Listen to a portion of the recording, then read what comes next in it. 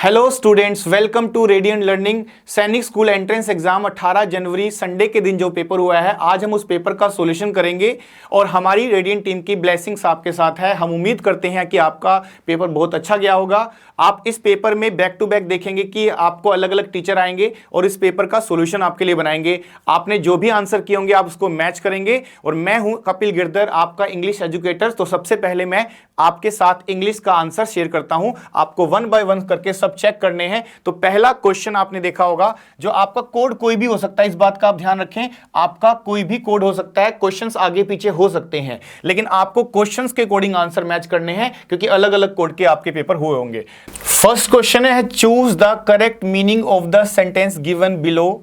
She lives in her ivory tower.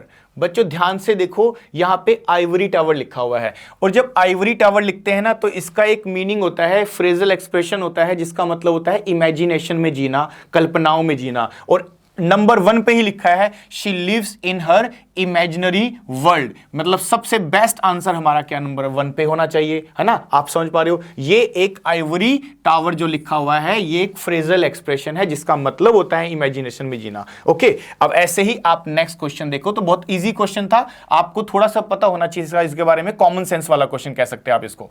Next question में लिखा हुआ है choose the correct meaning of the phrase one's cup of tea. अब देखो, idiom और फ्रेजिस में आपने कभी पढ़ा होगा, लिखा होता है वंस कप ऑफ टी, इसका मतलब होता है हमारी पसंद, हमारी लाइकिंग्स। और किस ऑप्शन में आपको दिखाई देता है, तो नंबर 3 में देखो क्या लिखा है, to one's liking, that is the answer, यही हमारा आंसर बन जाएगा। ये भी एक आपसे इडियम का ही क्वेश्चन पूछा गया है। नंबर 3, अब ध्यान दे तो आइडेंटिफाई द टेंस, टेंस के बारे में आपसे पूछा गया है। टेंस को पहचानना है the of the following sentence, नीचे लिखे हुए सेंटेंस में से आपको टेंस को पहचानना है। तो सेंटेंस क्या है आपका, you have been working very hard. तो ध्यान दो, जब भी आपको टेंस को पहचानना होता है तो आपको देखो एक हैव दिखाई देता है, एक बीन है और एक वर्किंग है। अब ध्यान देखो कौन किसका इंडिकेशन है, हैव प्रेजेंट की बात करता है, बीन परफेक्ट की बात करता है और आईएनजी कॉन्टिन्यूअस की बात करता है। तो क्या बन चुका है, प्रेजेंट परफेक्ट कॉन्टिन्यूअस। किस ऑप्शन में लिखा हुआ है, नंबर 1 में लिखा है, तो दैट इज द आंसर। इसी तरह से आप इसका नाम याद कर सकते हैं। अब क्वेश्चन नेक्स्ट क्या है, fill in the blank with the correct degree of comparison, यानी आपको डिग्री चाहिए और आपको पता है 3 डिग्री होती है, positive degree, comparative degree, superlative degree. Do you work dash than Neelam. तो जब भी आप दो लोगों की बात करते हो, क्योंकि एक तो इसमें यू है और एक नीलम है, तो दो लोगों की डिग्री हमेशा कंपैरेटिव होती है। और आप इन सभी वर्डों में से बताओ कौन सी कंपैरेटिव डिग्री है। तो अगर आपने कभी मच का कंपैरेटिव पढ़ा है, जैसे मच मोर मोस्ट, ऐसे ही मैनी का भी मैनी मोर मोस्ट, तो मोर कंपैरेटिव वर्ड होता है, तो देन के साथ मोर आना चाहिए। इसका मतलब बेस्ट आंसर हमारा नंबर 4 होना चाहिए। ओके, ऐसे ही हम 5th क्वेश्चन पर मूव करते हैं। क्या क्वेश्चन है देखो, तो मतलब ये वाला क्वेश्चन बहुत इजी क्वेश्चन था, आपने देखा होगा, बहुत सारे बच्चों ने इसको ठीक कर ही लिया होगा जिन्होंने डिग्री को पढ़ा होगा। नंबर 5 पे क्या लिखा हुआ है देखो, fill in the blank with the correct degree of comparison. तो फिर से डिग्री का क्वेश्चन आया, एडजेक्टिव के टॉपिक में डिग्री लिखा हुआ है, ध्यान से पढ़ना, उसको डिग्री की फॉर्म याद होनी चाहिए पहले तो आपको। तो यहां पे फास्ट का कौन सा डिग्री चाहिए ये पूछा गया है, तो अर्जुन रैन डैश ऑफ ऑल। तो जब भी ऑल का मतलब क्या होता है, ऑल का मतलब होता है 2 से ज्यादा की बात कर रहे हो, तो 2 से ज्यादा की डिग्री हमेशा सुपरलेटिव होती है, ये ध्यान रखना, है ना। सुपरलेटिव यानी कि हाई नहीं, हायर नहीं, हाईएस्ट, ऐसे ही फास्ट नहीं, फास्टर नहीं, फास्टेस्ट। तो यानी EST वाले वर्ड यहां सुपरलेटिव से बनेंगे। तो मतलब आंसर नंबर 3 को आप सिलेक्ट कर लेंगे यहां पर, ऑफ ऑल। देन नहीं लिखा हुआ और ऑल का मतलब 2 से ज्यादा होते हैं और 2 से ज्यादा के लिए सुपरलेटिव बेस्ट क्या रहेगा, फास्टेस्ट होना चाहिए। ओके, 6th क्वेश्चन को देखिए, complete the sentence with a suitable article from the option given below. तो ध्यान से देखिए क्या लिखा है, the darkest cloud has dash silver lining. तो ये एक प्रोवर्ब है, एक कहावत है, एक इडियम है कि जो, इसका मतलब समझते हो क्या, इसका मतलब है कि कोई नेगेटिव चीज में भी कुछ ना कुछ पॉजिटिव जरूर होता है ना। तो यहां पर हमें आर्टिकल अ यूज करना चाहिए, यहां कोई रीजन नहीं, कोई लॉजिक नहीं, ये पहले से ही बना होता है, ये फिक्स एक्सप्रेशन है, आप इसको ऐसे ही पढ़ते हैं, the darkest cloud has a silver lining. इसीलिए ऑप्शन नंबर 4 को आप यहां सिलेक्ट कर सकते हैं। ओके ना, हाँ, अपने अपने कोड को मैच करते रहना। हो सकता है कि आपका जो पेपर था उसका कोड अलग हो, तो क्वेश्चन के नंबर्स आप अपने अकॉर्डिंग मैच करते रहना, ठीक है। Find the correctly spelled word, है ना, फ्रॉम द ऑप्शन। और कितना आसान वर्ड आपसे पूछ लिया है, कितना आसान। बिस्कुट, डेली आप बिस्कुट्स खाते होंगे ना, तो बिस्किट्स खाते हैं, तो बिस्किट की स्पेलिंग आपसे पूछी गई है, तो जब हमारी बिस्किट्स की स्पेलिंग सबसे बेस्ट क्या रहेगी, नंबर 1 होना चाहिए। तो बहुत आसान क्वेश्चन है, इसको हम बहुत ज्यादा डिस्कस नहीं करेंगे, कॉमन सेंस है, आपको बिस्किट की स्पेलिंग आनी चाहिए थी। आगे लिखा है identify the sentence in which simile is used. हालांकि आपके सिलेबस में नहीं होता सिमिली, है ना, फिगर ऑफ स्पीच यानी लिखने का तरीका जो राइटर को होता है, पैसेज को, उसमें हम इनका यूज करते हैं।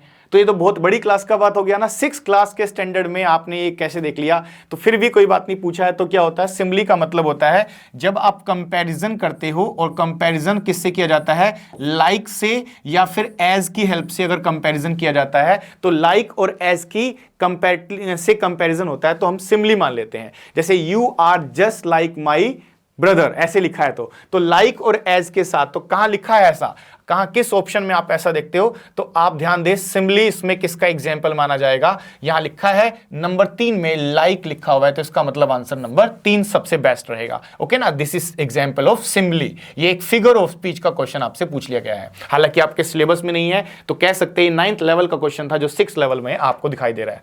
Fill in the blank with the correct form of verb. Verb choose करनी है, और वर्ब का मतलब तो टेंस होता है ना, आपको टेंस फिल करना है। तो ध्यान से पहले पढ़ते हैं, Lokesh was busy when we dash to see him।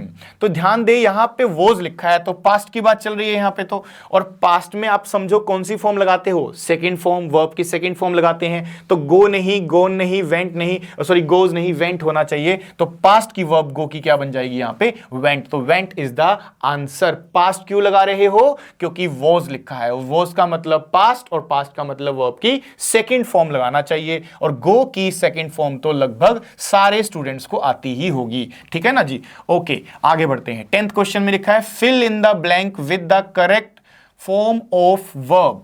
Verb की फॉर्म बतानी है। आपने पढ़ा होता है टॉपिक सब्जेक्ट वर्ब अग्रीमेंट, याद है ना आपको, singular subject singular verb, plural subject plural verb. तो जब भी आपको इस तरह से कभी लिखा हो रुपीस, तो रुपीस को जो हम है ना एक अमाउंट मानते हैं, अमाउंट। जैसे लिखा 40 रुपीस, तो 40 रुपीस क्या बन चुका है, अपने आप में एक अमाउंट बन चुका है।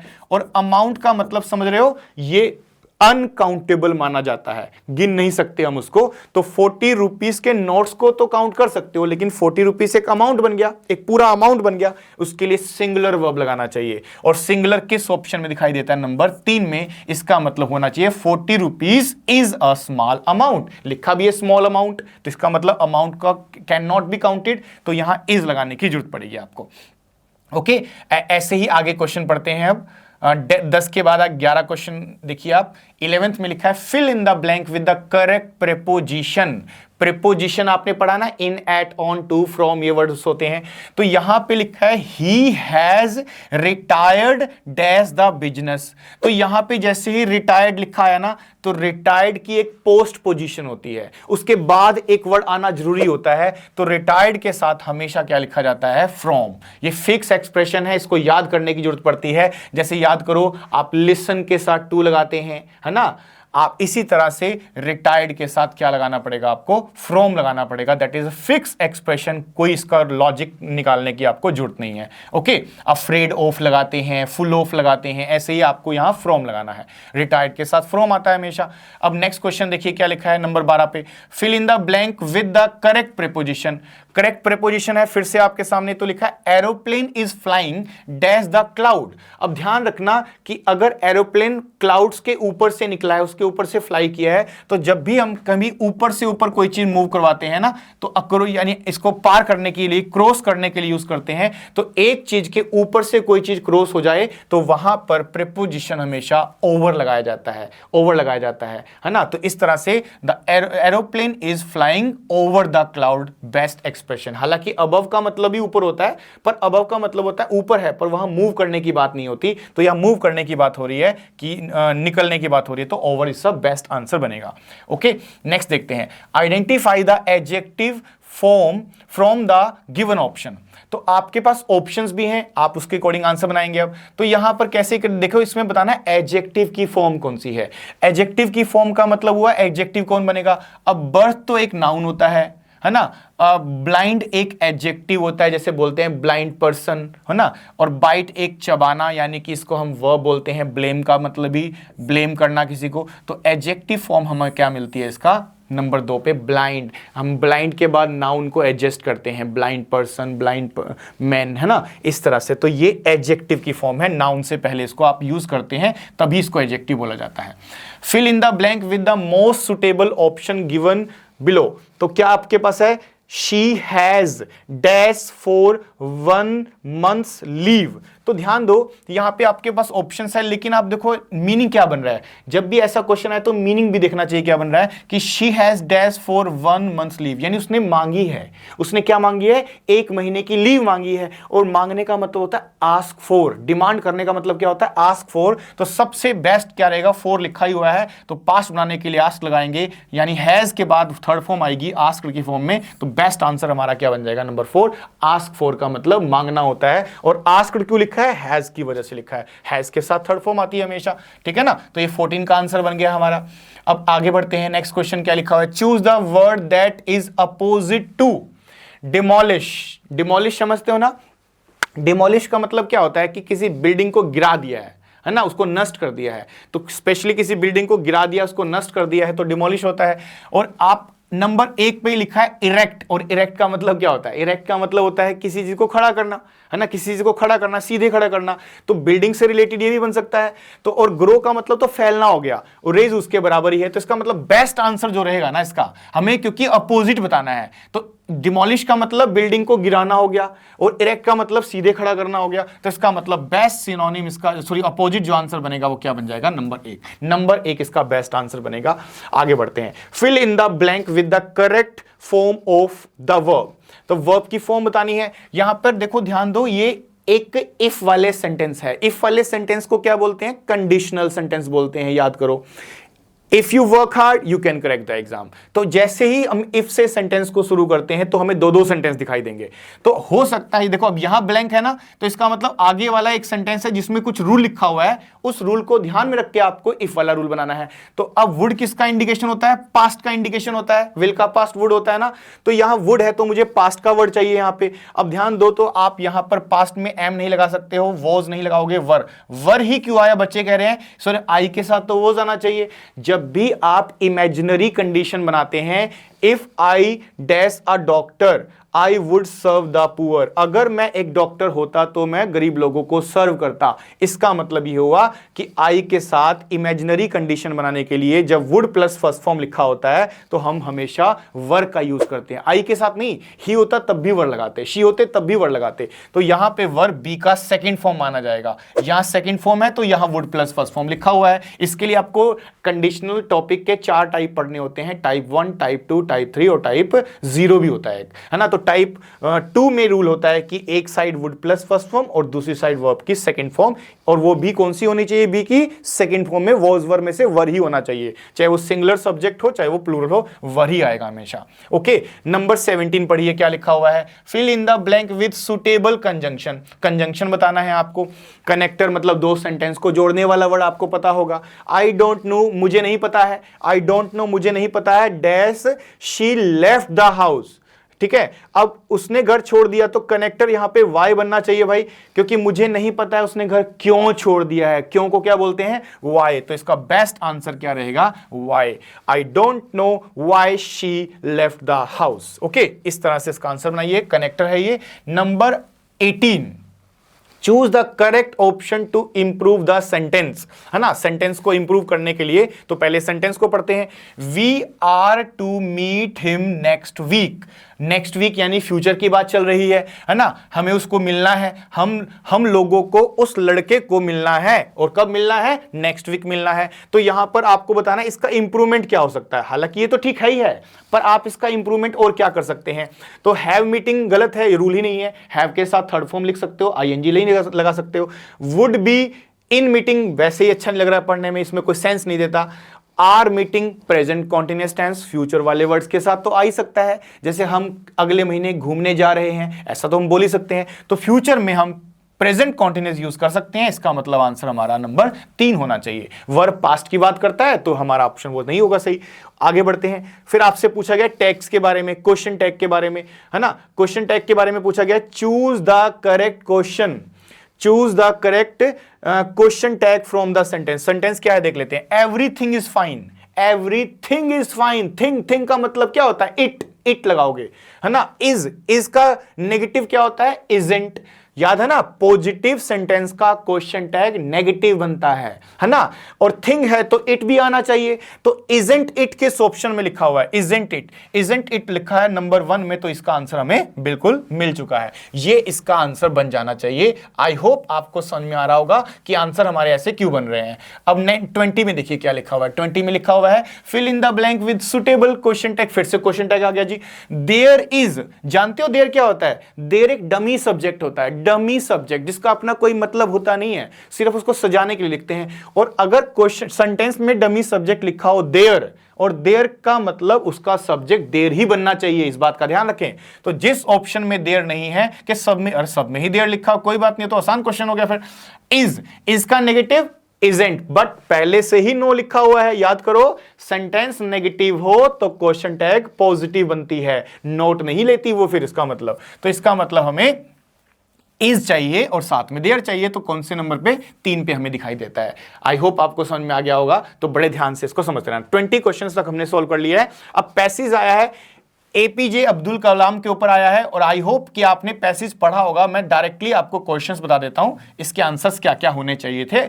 थोड़ा सा आपने पहले पैसेज पढ़ा हुआ है, अंडरस्टूड करता हूं मैं इस बात को, तो आपने पहले से ही पढ़ा हुआ है पैसेज, तो अब सिर्फ आंसर मैच कीजिए। पहला क्वेश्चन पूछा गया है, doctor APJ Abdul Kalam was born in, कहां बोर्न हुआ था भाई, उनका बोर्न हुआ था रामेश्वरम में। इसका मतलब आंसर नंबर 4 को आप सिलेक्ट करेंगे। उसके बाद आता है question number 22, according to the passage choose the incorrect statement. Incorrect समझते हो ना, इनकरेक्ट का मतलब होता है पैसेज में ऐसी कौन सी स्टेटमेंट है जो नहीं लिखी हुई है या गलत लिखी हुई है। दो चीज ध्यान करते हैं, नहीं लिखी हुई है या फिर गलत लिखी हुई है। तो देखते हैं। अब देखो पहला जो लिखा है ना, ए यानी फर्स्ट ऑप्शन में जो लिखा हुआ है, doctor Kalam is known as the missile man of India, ये तो लिखा है पैसेज के अंदर, हम जानते भी हैं।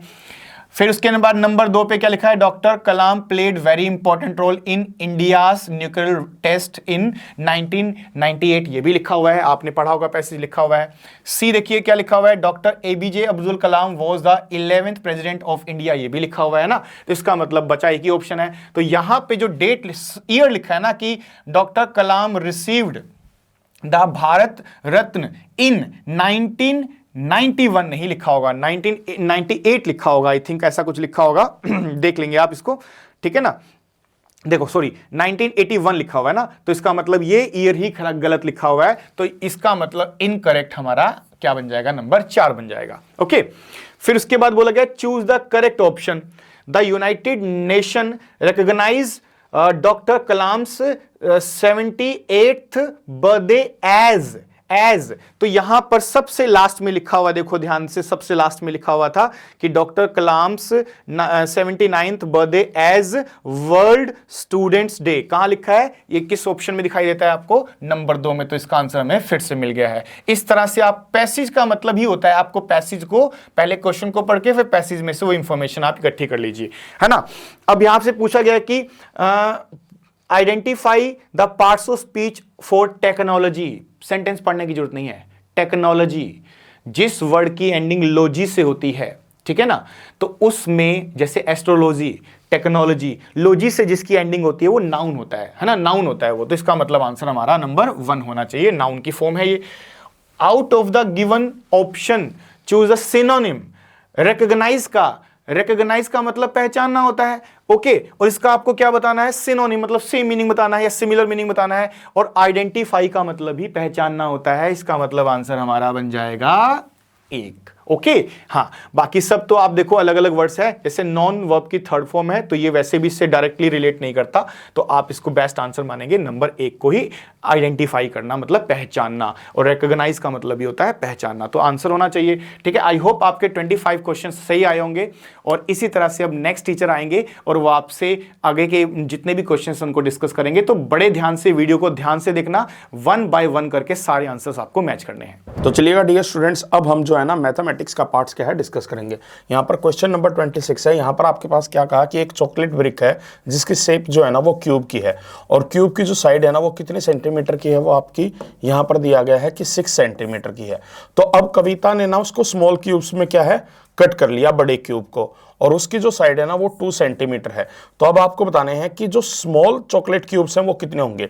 अब देखिएगा, जो आपका बड़ा क्यूब था उसकी जो लेंथ थी वो कितनी थी 6 सेंटीमीटर, और जो छोटा क्यूब है उसकी लेंथ कितनी थी 2 सेंटीमीटर। तो यहां पर हम कहेंगे कि एक लेंथ के ऊपर कितने क्यूब होंगे, आपके 3 क्यूब होंगे।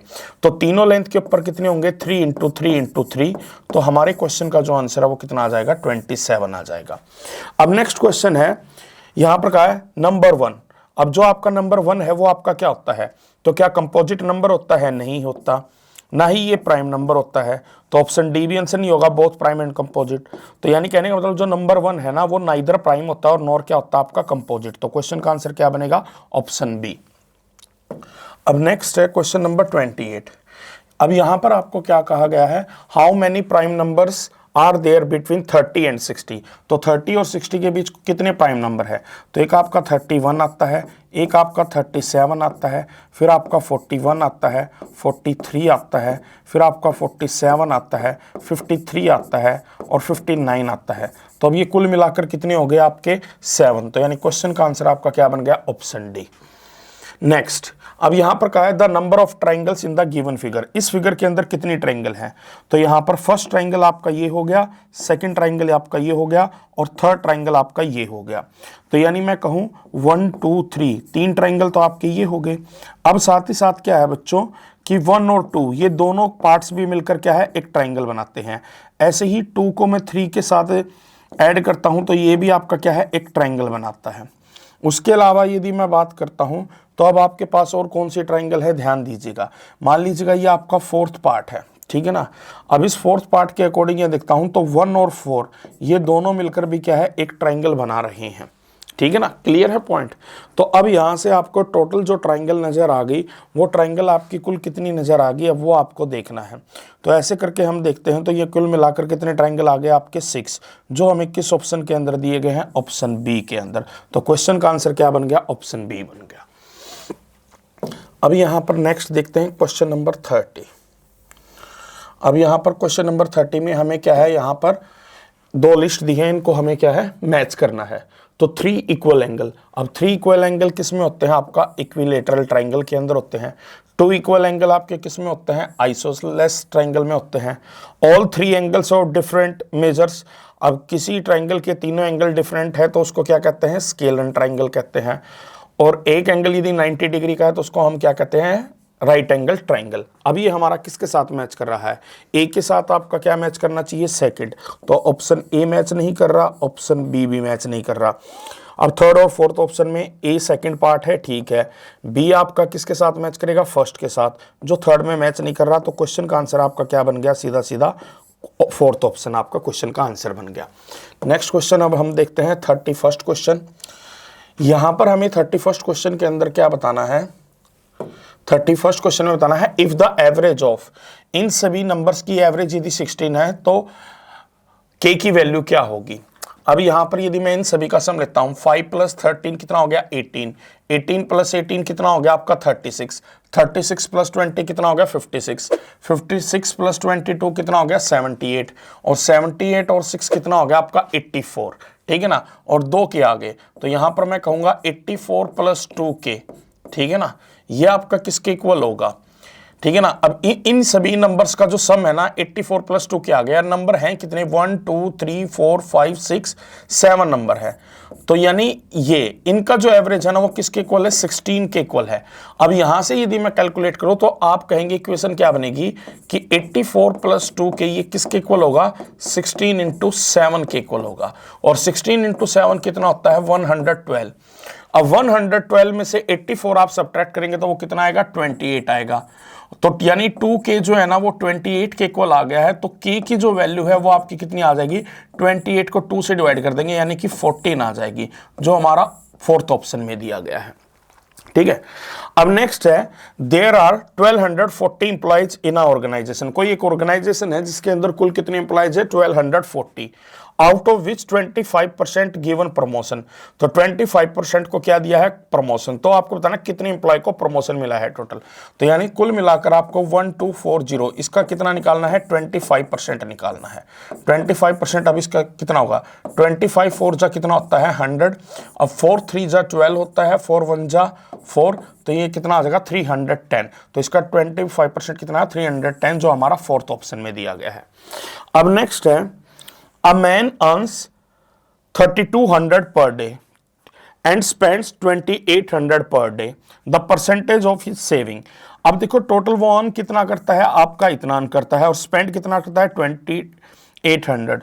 तो हमें कुल मिलाकर यदि देखा जाए तो उसकी जो सेविंग है वो कितनी होगी, तो वो सेविंग होगी आपकी 400, और ये 400 की जो सेविंग है उसकी वो कितने रुपीज पे है, 3200 पे है।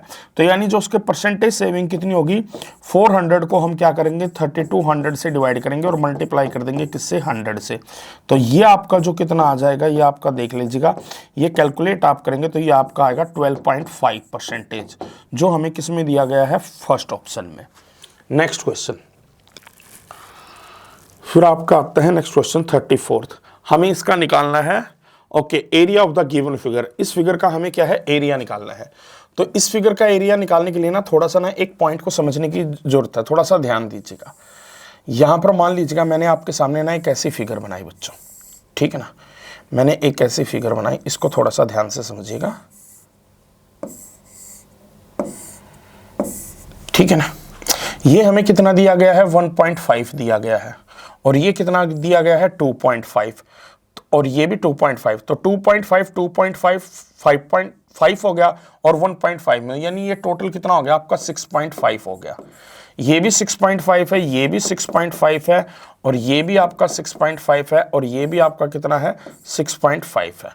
ये इधर भी कितना है 6.5 है आपका, ठीक है ना।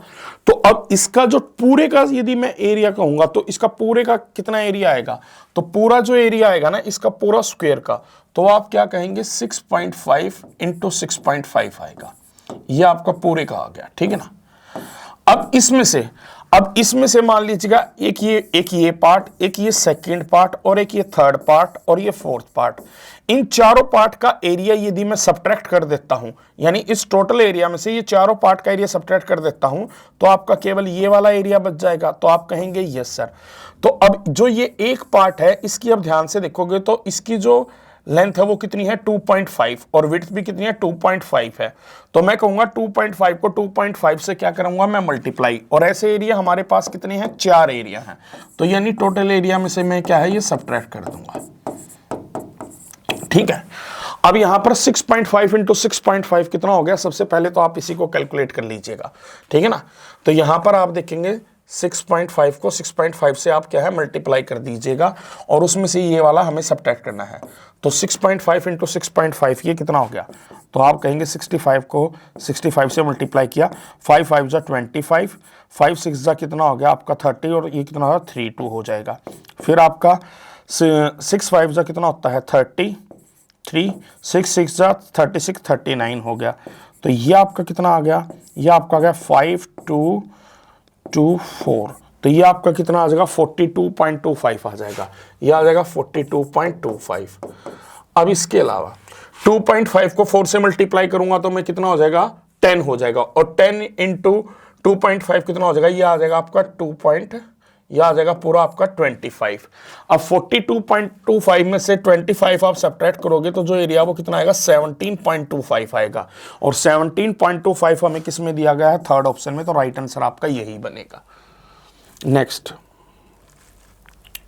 अब यहां पर नेक्स्ट क्वेश्चन में क्या कहा गया है, ध्यान दीजिएगा। यहां पर आपको कहा गया है a square shape garden needs to be fenced with 2 rounds of rope, ठीक है ना। कोई भी आपका ना एक स्क्वायर शेप्ड गार्डन है, ठीक है ना, और जिसके ऊपर ना आपको क्या है रोप से क्या करनी है, फेंसिंग करनी है। यानी आपने पहले एक राउंड कंप्लीट किया, ठीक है ना, फिर उसके बाद दूसरा राउंड कंप्लीट। तो यानी 2 राउंड होंगे आपके रोप के कुल मिलाकर फेंसिंग के, ठीक है ना। और साइड जो है ना वो गार्डन की 35 मीटर है, तो उसका पेरीमीटर कितना होगा 35 × 4, यानी आप कहेंगे 140 पेरीमीटर होगा।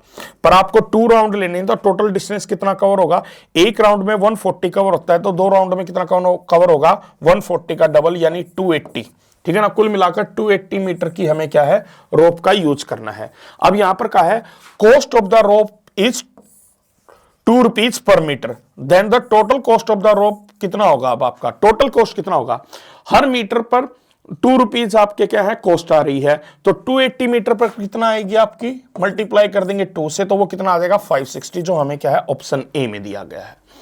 नेक्स्ट फिर 36 पे हम आते हैं, the sum of the number, ठीक है ना, हमें दिया गया है the sum of the number 86954 and the number obtain by interchanging its tens and 1000 digits, tens और 1000 डिजिट्स, यानी ये आपका क्या है 1000 डिजिट है, ये टेंस है, यानी एक नंबर तो आपका ये होगा और दूसरा नंबर क्या होगा कि इन दोनों डिजिट्स को आपस में चेंज कर दो, तो उससे क्या आ जाएगा 85964 आ जाएगा। इन दोनों का सम हमें बताना है, तो 4 + 4 कितना हो गया आपका 8 हो गया, 6 + 5 कितना हो गया आपका 11 हो गया, 1 कैरी हुआ, 9 + 9 18, 18 + 1 19, तो अगेन 1 कैरी हो गया, 1 + 6 7, 7 + 5 12, तो अगेन कितना है 1 कैरी हो गया, 16 + 1 कितना हो गया 17। ये हमारा किस ऑप्शन से मैच कर रहा है, ऑप्शन फर्स्ट से। The temperature at which readings in Celsius and Fahrenheit are equal, देखो ये आपका जनरल नॉलेज बेस्ड क्वेश्चन आ गया, ठीक है ना, मैथमेटिक्स में इसका यूज होता है हम मानते हैं, ठीक है ना। तो यहां पर कहा है कि temperature at which readings in Celsius and Fahrenheit are equal, Celsius और फारेनहाइट की रीडिंग किस टेम्परेचर पर इक्वल होती है, तो याद रखना वो -40 डिग्री पर होती है। नेक्स्ट हम बढ़ते हैं आपका 38 पर, the normal body temperature of a healthy human is 37 degree Celsius, तो ये आपको फारेनहाइट में क्या है निकालनी है। अब ये 37 डिग्री सेल्सियस को फारेनहाइट में कन्वर्ट करना है, तो फारेनहाइट में कन्वर्ट करने के लिए हम क्या करेंगे, सबसे पहले 37 को आप 9/5 से मल्टीप्लाई करेंगे और जो यहां से रिजल्ट आएगा उसके अंदर हम क्या है 32 ऐड कर देंगे, ठीक है ना। अब 37 को 9/5 से मल्टीप्लाई करने पर कितना आता है तो हम देख लेते हैं, तो हम इसको करते हैं, तो ये आएगा आपका 5 7 जा 5, ठीक है ना, और 5 4 ये आ गया आपका, 9 4 जा कितना होता है आपका 36, 6 पॉइंट, तो ये आ गया 66.6। अब 66.6 में आप 32 ऐड करेंगे तो ये आपका कितना आएगा 98.6, और ये हमें किस ऑप्शन के अंदर दिया गया है, फर्स्ट ऑप्शन के अंदर। नेक्स्ट है द स्मॉलेस्ट फ्रैक्शन, अब यहां पर आपको क्या है 4 क्या है फ्रैक्शन दी गई है, इनमें स्मॉलेस्ट बतानी है। चारों का ध्यान से देखेंगे, चारों का न्यूमरेटर क्या है सेम है, तो इनमें जो आपकी स्मॉलेस्ट फ्रैक्शन कौन सी होगी, तो इनमें स्मॉलेस्ट फ्रैक्शन वो होगी जिसका डिनोमिनेटर सबसे हाई होगा, और डिनोमिनेटर सबसे हाई किसका है, इस वाले का है, तो यानी क्वेश्चन का आंसर क्या हो जाएगा, फर्स्ट हो जाएगा। Arrange the following in descender order, इन सभी को हमें डिसेंडिंग ऑर्डर में लगाना है। तो मैंने देखा सारे के सारे जो है ना वो आपके 3 के मल्टीपल हैं, तो सभी का जो डिनोमिनेटर है ना वो सेम कर लेते हैं। सबसे लार्जेस्ट डिनोमिनेटर कितना है 18 है, तो यानी पहली वाली फ्रैक्शन को ऊपर नीचे में 3 से मल्टीप्लाई कर लेता हूं, तो पहली वाली फ्रैक्शन कितनी हो जाएगी आपकी 15/18 हो जाएगी, और दूसरी फ्रैक्शन कितनी आपकी 11/18, और तीसरा फ्रैक्शन आपको क्या है नीचे 18 करना है, तो ऊपर नीचे हम क्या करेंगे 2 से मल्टीप्लाई, तो 7 × 2 14 हो जाएगा, और नीचे कितना हो जाएगा आपका 18 हो जाएगा। ऊपर नीचे 18 करना है तो 6 से मल्टीप्लाई कर दीजिएगा, 6/18 हो जाएगा। अब यहाँ पर चारों का डिनोमिनेटर सेम है तो हमें डिसेंडिंग ऑर्डर में लगाना है, तो डिसेंडिंग ऑर्डर के अकॉर्डिंग यानी हमारा आंसर क्या बनेगा। अब थोड़ा सा इस पर थोड़ा सा ध्यान दीजिएगा, मैं थोड़ा सा ऊपर कर लेता हूँ स्लाइड को। अब हमारा आंसर जो भी बनेगा ना उसके अकॉर्डिंग हमें क्या देखना होगा कि जो आपकी सबसे हाईएस्ट वैल्यू है इसमें वो 15/18 की बनेगी, जिसका न्यूमरेटर की वैल्यू सबसे हाई होगी, तो सबसे पहले 5/6 आएगा, तो यानी क्वेश्चन का आंसर आपका फर्स्ट ऑप्शन भी नहीं हो सकता, थर्ड ऑप्शन भी होता। 5/6 के बाद क्या आएगा, अब नेक्स्ट तो इसमें देखो 15 के बाद 14 है, तो फिर 14/18 यानी 7/9 आएगा, तो जो दोनों ऑप्शन में है। 11/18 और 6/18 में लार्जेस्ट कौन सा आपका 11/18 है, तो यानी क्वेश्चन का जो आंसर है वो आपका क्या बन जाएगा, ऑप्शन डी बन जाएगा, ठीक है। नेक्स्ट क्वेश्चन 41, यहां पर कहा गया है कि Harpreet family planned A picnic over the weekend, okay. Her mother packed 3 kg 70 gram watermelon, तो उसने वाटरमेलन कितना लिया है 3 kg एंड 70 ग्राम, ठीक है। एंड 2 kg 75 ग्राम मैंगोज, और मैंगोज कितने कैरी की हैं 2 kg and 75 gram. Okay, her father packed 950 gram pineapple, उसके फादर ने पाइनएप्पल कितना लिया है 950 ग्राम लिया है। Okay, and 1 kg 600 gram apples लिए हैं, और उसके फादर ने एप्पल्स कितने लिए हैं 1 kg और 600 ग्राम। तो टोटल वेट हमें बताना है। तो टोटल वेट के लिए सबसे पहले आप क्या करेंगे, ये ग्राम्स की जो वैल्यूज है ना इनको आपस में ऐड कर लेंगे।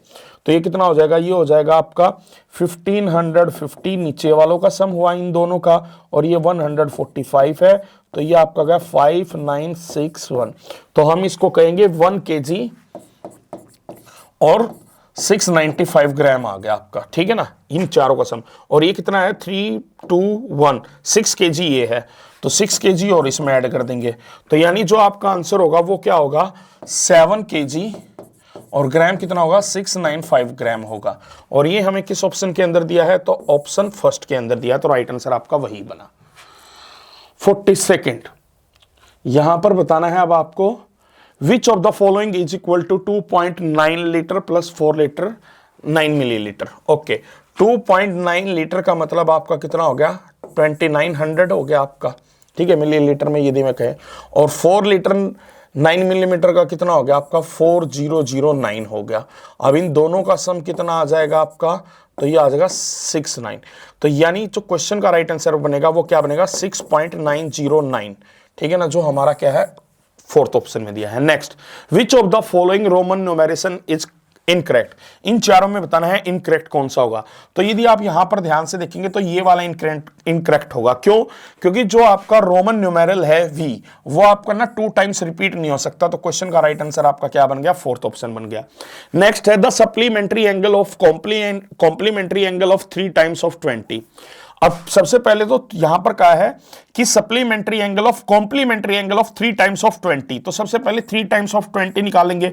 तो 3 टाइम्स ऑफ 20 आपका कितना हो गया बच्चों, तो आप कहेंगे 60 डिग्री। अब 60 डिग्री का कॉम्प्लीमेंट्री एंगल कितना होगा, कॉम्प्लीमेंट्री एंगल के लिए क्या करेंगे 90 माइनस 60 करेंगे। तो 60 डिग्री का जो कॉम्प्लीमेंट्री एंगल है वो कितना आ गया 30 डिग्री आ गया। अब 30 डिग्री का सप्लीमेंट्री एंगल क्या होगा, तो 30 डिग्री का सप्लीमेंट्री एंगल निकालने के लिए हम क्या करेंगे 180 में से 30 डिग्री को क्या सब्ट्रैक्ट कर देंगे। तो क्वेश्चन का राइट आंसर क्या आ जाएगा, सेकंड ऑप्शन आ जाएगा। Next question, Roman number equals to the sum of these two Roman numbers. तो अब इस ये रोमन नंबर की वैल्यू कितनी होगी, तो ये आपका कितना हो गया, तो यहां पर मैं यदि कहूं तो ये वैल्यू तो आपकी कितनी होगी 40, और ये हो गया आपका 8। तो ये कितना हो गया, ये आपका 48 हो गया। और ये कितना हो गया, ये आपका 20 हो गया। और ये कितना हो गया, ये आपका हो गया 5 + 2 7। तो ये कितना हो गया आपका 27। और इन दोनों का सम कितना आएगा 75।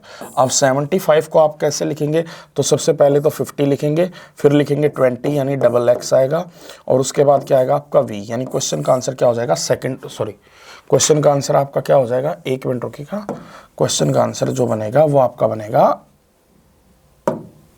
फर्स्ट ऑप्शन, ठीक है ना। अब next, the cost of 18 notebooks is 1296, ठीक है, 1296। तो 11 नोटबुक्स का निकालना है। तो 11 नोटबुक्स की कॉस्ट आपको निकालनी है, 18 की हमें दी गई है। तो ये कितना हो जाएगा 1296, इसको 18 से डिवाइड करेंगे और 11 से मल्टीप्लाई करेंगे। तो 18 7 जा कितना होता है आपका 126, और फिर बचा आपका 3, 18 2 जा 36, 72 × 11 कितना हो जाएगा 792, यानी ऑप्शन 1 राइट आंसर होगा। अ पोल हैज पेंटेड इन 3 कलर्स। एक पोल है उसको 3 कलर में पेंट किया है। 1/4 part of its has been black colour, ठीक है ना, ब्लैक कलर जो है वो 1/4 पार्ट है, और 2/5 पार्ट उसका जो है रेड कलर है। 2/5 पार्ट क्या उसका रेड कलर है, और रिमेनिंग पार्ट जो है ना वो आपका क्या है ग्रीन है। तो आपको बताना है जो रिमेनिंग पार्ट जो पेंट हुआ है ग्रीन कलर का वो कितना होगा।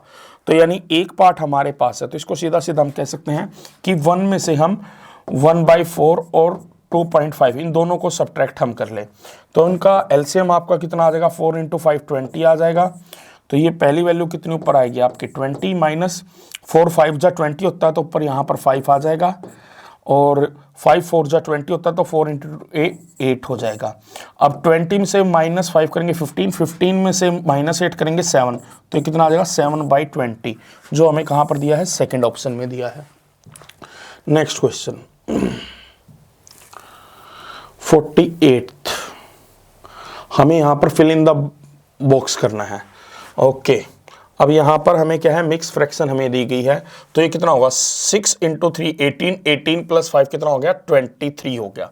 तो हम कहेंगे इसको मैं x मान लेता हूं, तो x - 23/5 will be equal to how much, 5 × 2 14, 5 × 2 10, 10 + 4 14/5। Okay, so x should be equal to, ये आपका कितना है, पहले वाला 6 है, ये आपका कितने की कुल आएगा, तो आप कहेंगे 14/5 में हम कितना ऐड कर देंगे, 23/6 ऐड कर देंगे।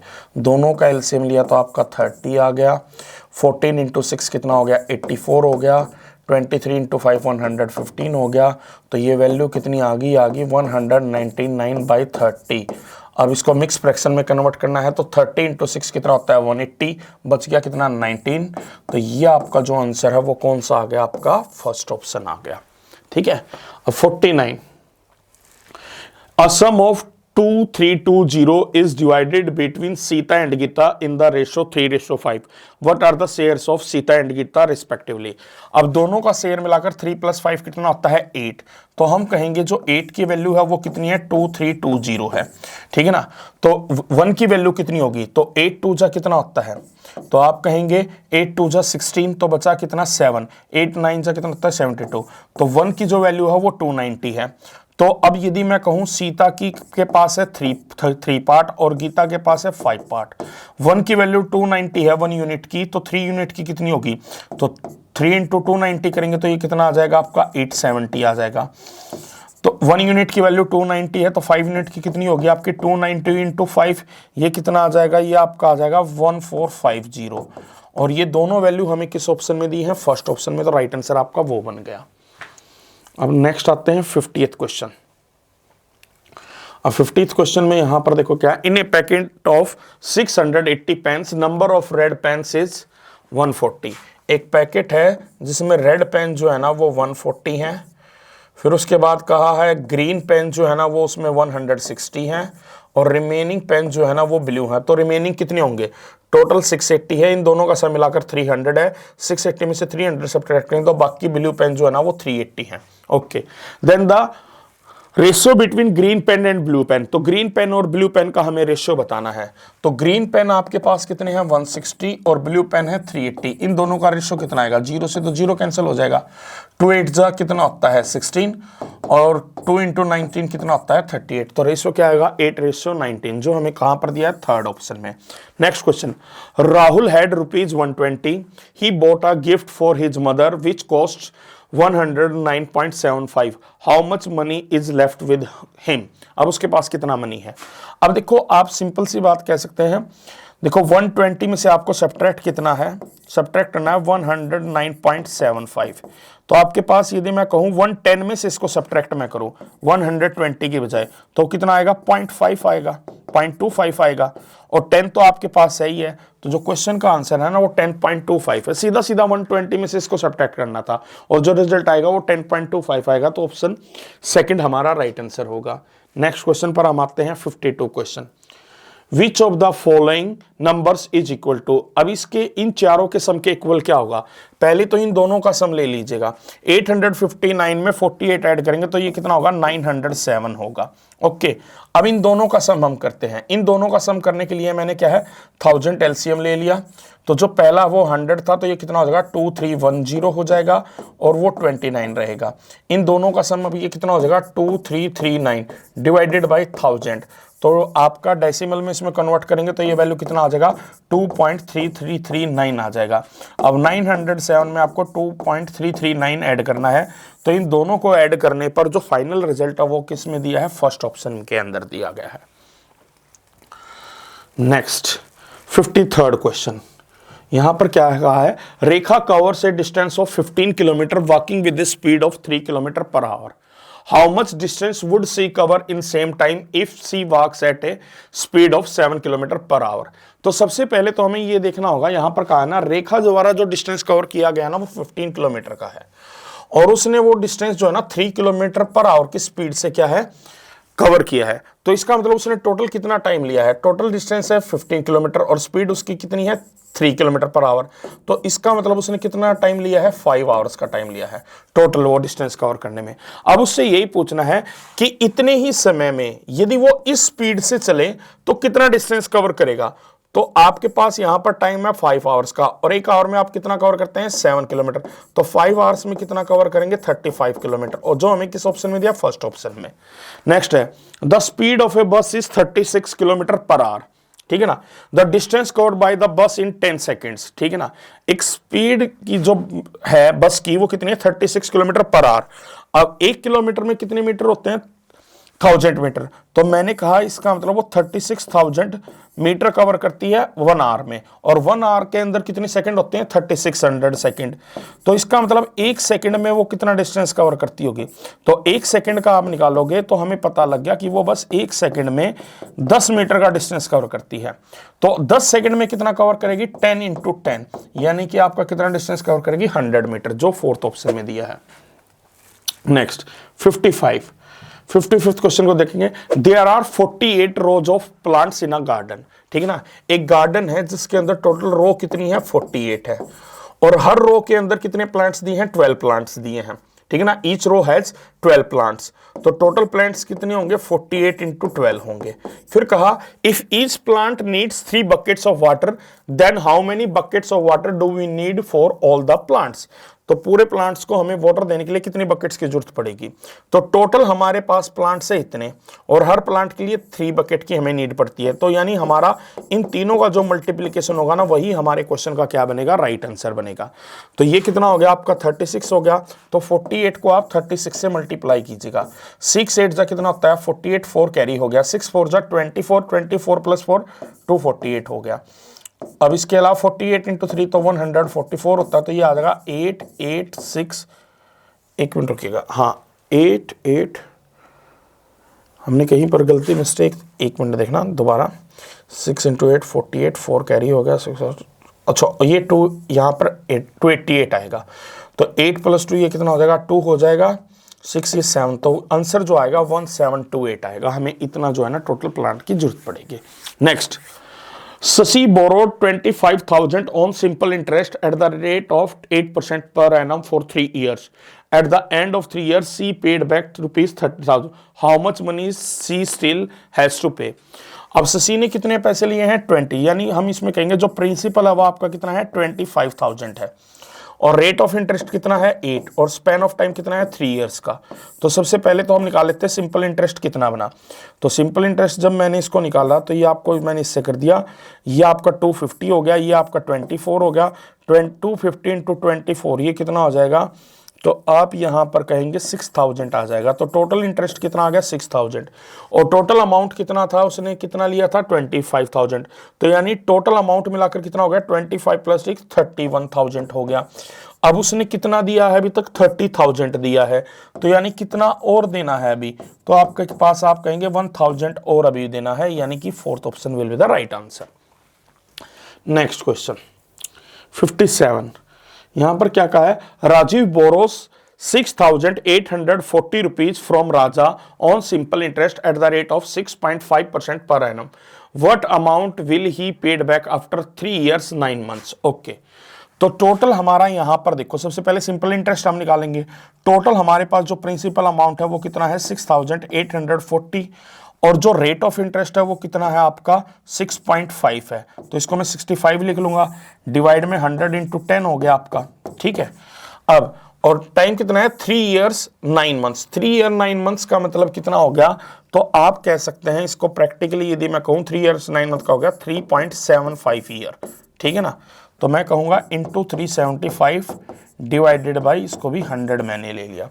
अब इसको मैं सोल्व करता हूं। ओके चलिएगा, सोल्व हम करते हैं। यहां पर मैंने इसको सोल्व किया, 0 से आपका 0 कैंसिल हो गया, ठीक है। 4 से मैं इसको कैंसिल करता हूँ, 4 1 जा 4, 4 7 जा 8, 4 ये 171 हो गया, और ये आपका कितना हो गया 25। अब 25 को इससे भी करके देखिएगा, 25 1 जा 25, 25 ये आपका 15 से हो गया। ओके, अब अच्छा क्या 171 को 65 से पहले मल्टीप्लाई कर लीजिएगा, 171 को मैंने 65 से मल्टीप्लाई किया तो ये कितना आ जाएगा 5, 5 7 जा 35, 3 तो ये 8 हो गया, इंटू 6 ये हो गया 42, 4 कैरी किया तो ये आपका 10, तो ये कितना आ गया 5 1 10 1 0 1, ये आपका आ गया 1 1 1 1 5। अब इसको दोबारा किससे मल्टीप्लाई हम करेंगे, 15 से हम मल्टीप्लाई इसको दोबारा करेंगे। तो 15 से इसको मैं मल्टीप्लाई करता हूँ तो ये कितना आएगा, तो आप कहेंगे 5 5 जा 25, 2 आ गया, 7 हो गया, फिर 5 हो गया, फिर 5 हो गया, फिर 5 हो गया, और इसको आ जाएगा 5 1 1 1 1, ये कितना होगा 5 2 7 6 6 1, ये अब आपका आ गया। और डिवाइड में 100 है तो यानी ये आपका जो इंटरेस्ट है डिवाइड में इसके 100 है तो यहाँ पर वैल्यू ली जाएगी। तो टोटल जो आपका इंटरेस्ट आया वो कितना आया है 1667, ये आ गया आपका। और प्रिंसिपल अमाउंट कितना था 6840।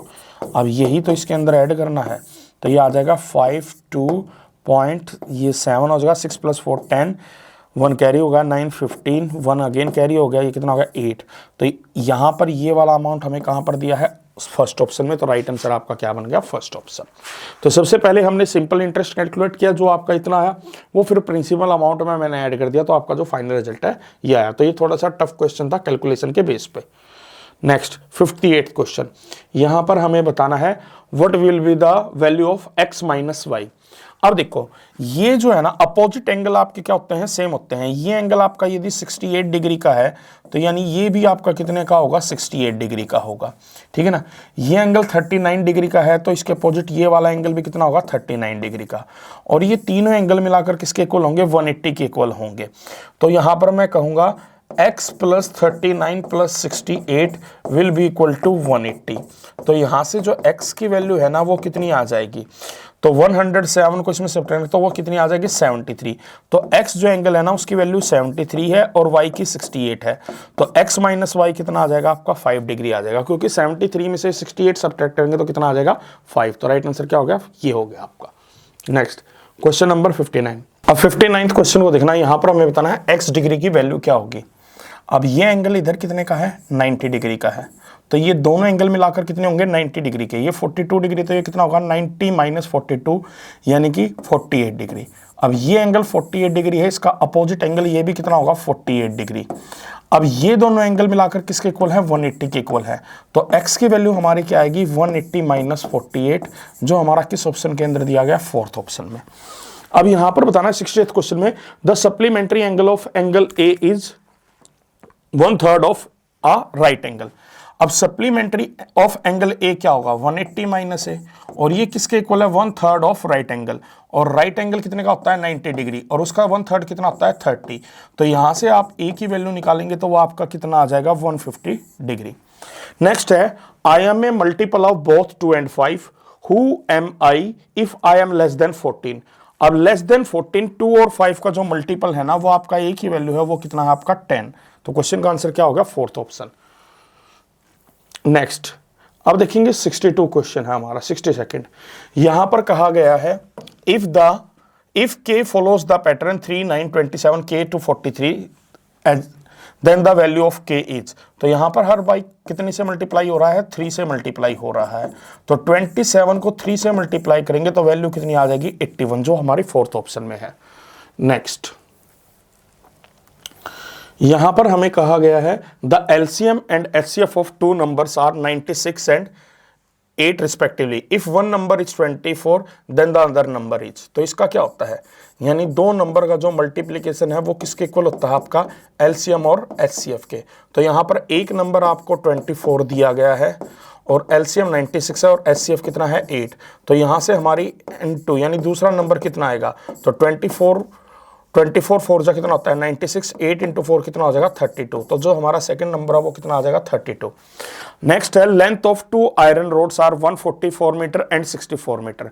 2 आयरन रोड हैं हमारे पास ठीक है ना, उनकी एक 144 मीटर की है और दूसरी 64 मीटर की है। Which of the following is the maximum length of the road which can measure each of them completely. इन दोनों रोड को मेजर करने के लिए तो हमारे पास जो मैक्सिमम लेंथ की कौन सी रोड होनी चाहिए जिससे कंप्लीटली मेजर हो जाए, तो हमें सीधा सीधा क्या है 144 और 64, इन दोनों का क्या लेना है, HCF लेना है। इन दोनों का क्या लेना है, HCF लेना है। तो इन दोनों का जो HCF है वो कितना आ जाएगा, 16 मीटर आ जाएगा। नेक्स्ट है, if the cost of 32 apples is 512 then what is the cost of 52 apples। तो यहां पर हम कहेंगे तो कितना हो जाएगा, 512 कॉस्ट है कितना, 32 एप्पल्स का, तो 1 एप्पल का क्या होगा, डिवाइड कर देंगे 32 से, और अब हमें निकालना है कितने, 52 एप्पल्स का। तो अब यहां से हम देखते हैं 8 6 जा कितना होता है, तो आप कहेंगे 64, और फिर 8 9 जा 8 4 जा 40, 8 6 जा 48 बच कितना, 8 4 जा, तो ये 64 है गया 8 से, और ये कितना हो गया 4 हो गया, 4 को इससे करेंगे तो ये 16 हो जाएगा। यानी आंसर क्या आएगा, 16 और 52 का मल्टीपल, और वो कितना आ जाएगा आपका 832। नेक्स्ट क्वेश्चन 66 क्वेश्चन, यहां पर क्या है, angle P is 15 greater than 59 times the difference of a right angle and its half। अब राइट एंगल 90 डिग्री का होता है और उसका हाफ होता है 45 डिग्री का, दोनों का जो डिफरेंस है वो कितना आएगा, 45 आएगा, और 45 का 5/9 टाइम्स कितना होता है, तो आप कहेंगे वो आपका आ जाएगा 9 5 जा 45 यानी 25 डिग्री, और एंगल 5 जो है ना उससे भी 15 डिग्री ग्रेटर है, तो यानी ये एंगल कितना आ गया आपका 40 डिग्री आ गया। अब 40 डिग्री एंगल राइट एंगल है, नहीं है, ऑब्ट्यूज है, नहीं है, ना ही रिफ्लेक्स है, तो ये कौन सा है, एक्यूट एंगल है। अब यहां पर हमें दोनों को क्या है, लिस्टों को मैच करना है। 80 डिग्री, तो ये जाहिर सी बात है ये आपका क्या होगा, एक्यूट एंगल होगा, तो ए का थर्ड जो आपका 1 और 2 में नहीं है।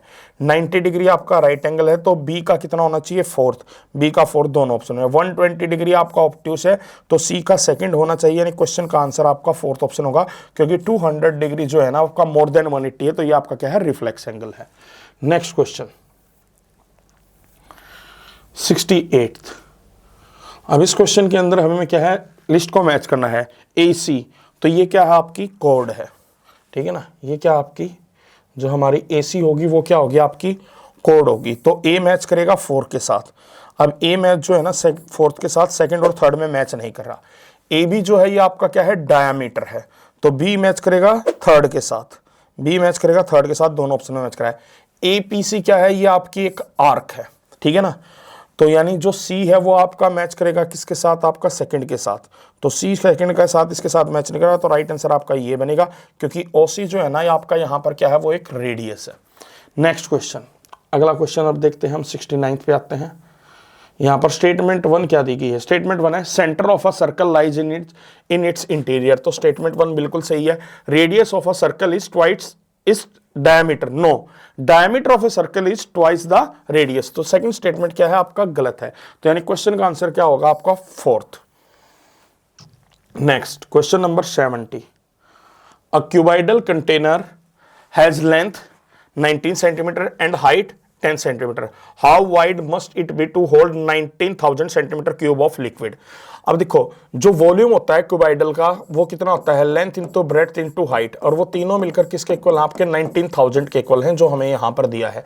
लेंथ हमें दी गई है 19, ठीक है, ब्रेड्थ हमें पता नहीं है, और जो हाइट है वो हमें कितनी दी गई है 10, ये किसके इक्वल होगा 19,000 के, तो हम कहेंगे 10 से ये एक 0 कैंसिल हो गया, 19 को इससे डिवाइड करेंगे 100, यानी जो ब्रेड्थ है हमारी यानी कि विड्थ है वो कितनी आनी चाहिए 100 सेंटीमीटर, 100 सेंटीमीटर का मतलब 1 मीटर। नेक्स्ट है a shopkeeper sold an article for ₹558 gaining 1/5 of the cost price of the article. अब एक बात बताओ, यदि मैं कहता हूं कोई एक आर्टिकल है उसका ना कॉस्ट प्राइस पे जो बेनिफिट हुआ ना, गेन हुआ ना, वो 1 हुआ है, यानी कॉस्ट प्राइस आपका 5 है तो गेन आपका क्या है 1 है, तो इसका मतलब जो सेलिंग प्राइस है वो कितना होगा आपका 6 होगा, और 6 की वैल्यू कितनी है 558 है, ठीक है ना।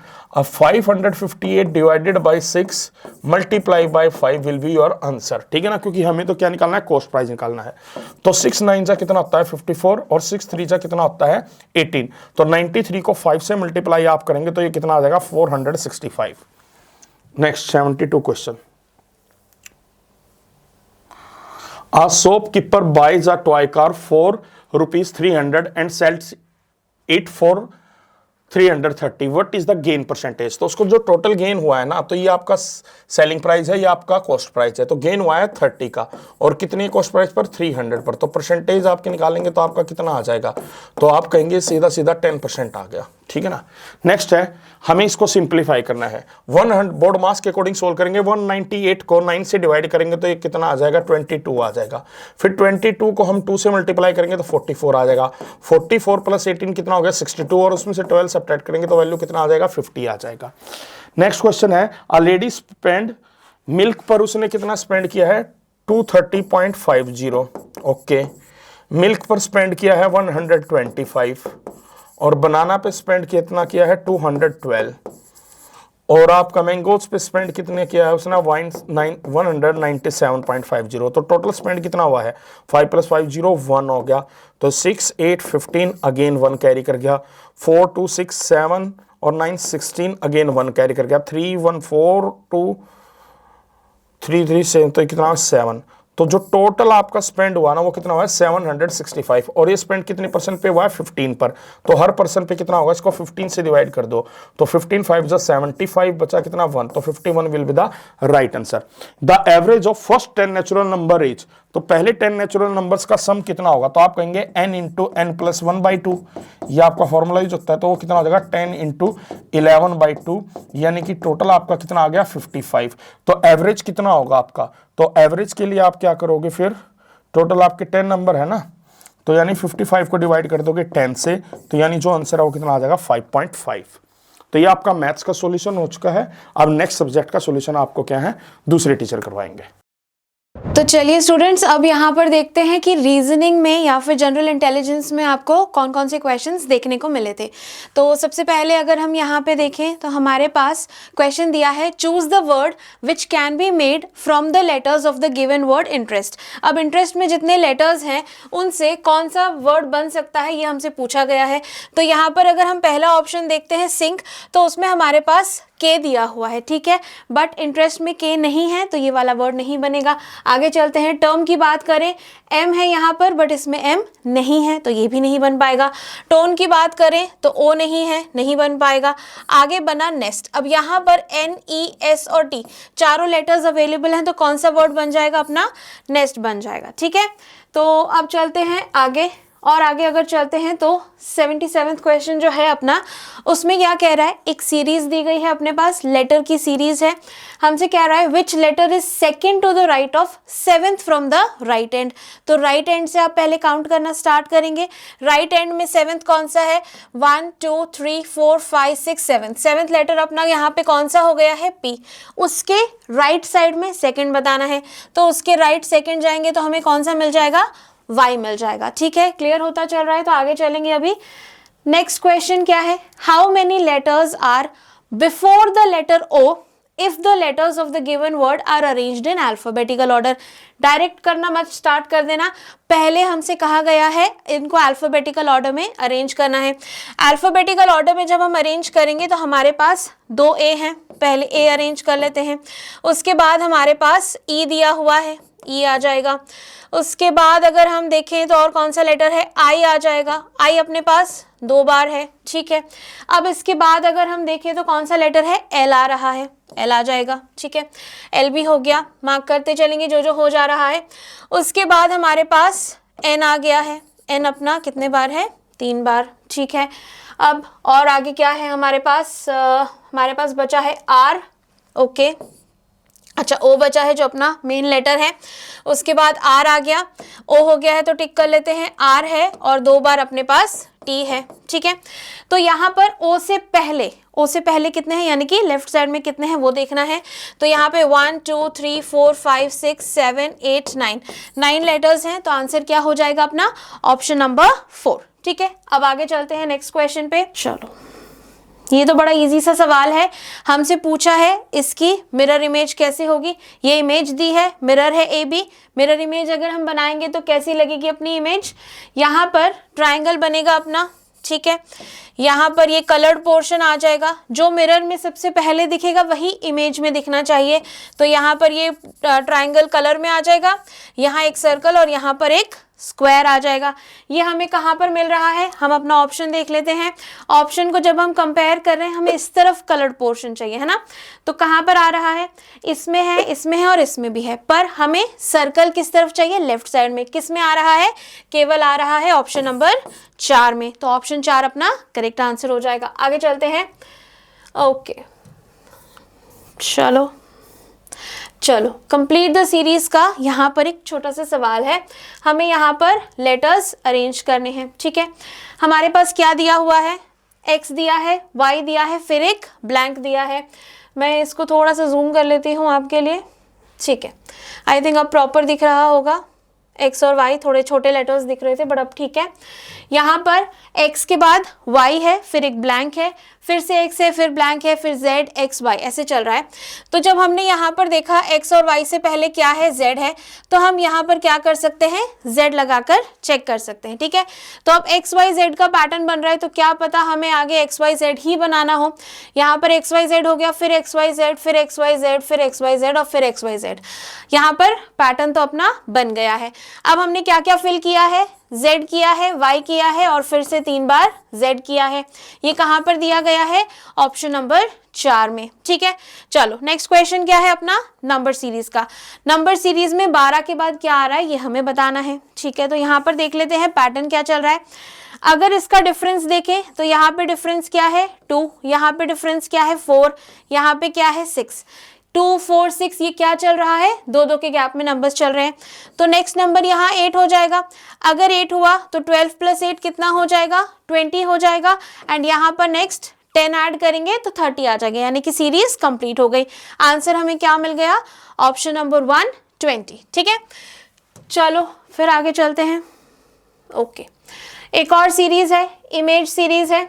ठीक है, इमेज सीरीज में क्या दिया है, एरोस दिए गए हैं, कैसे चल रहे हैं। मान लीजिए ये एक एरो है इस तरफ, ठीक है, फिर ऐसे हो गया, यानी कि 90 डिग्री टर्न किया है। 90 डिग्री टर्न कौन सी डायरेक्शन में हुआ है, 90 डिग्री क्लॉकवाइज टर्न किया है एरो ने। बट फिर वापस कैसे घूम गया, इस तरह से घूम गया, यानी कि अब इसने 45 डिग्री का एंटी क्लॉकवाइज टर्न लिया है।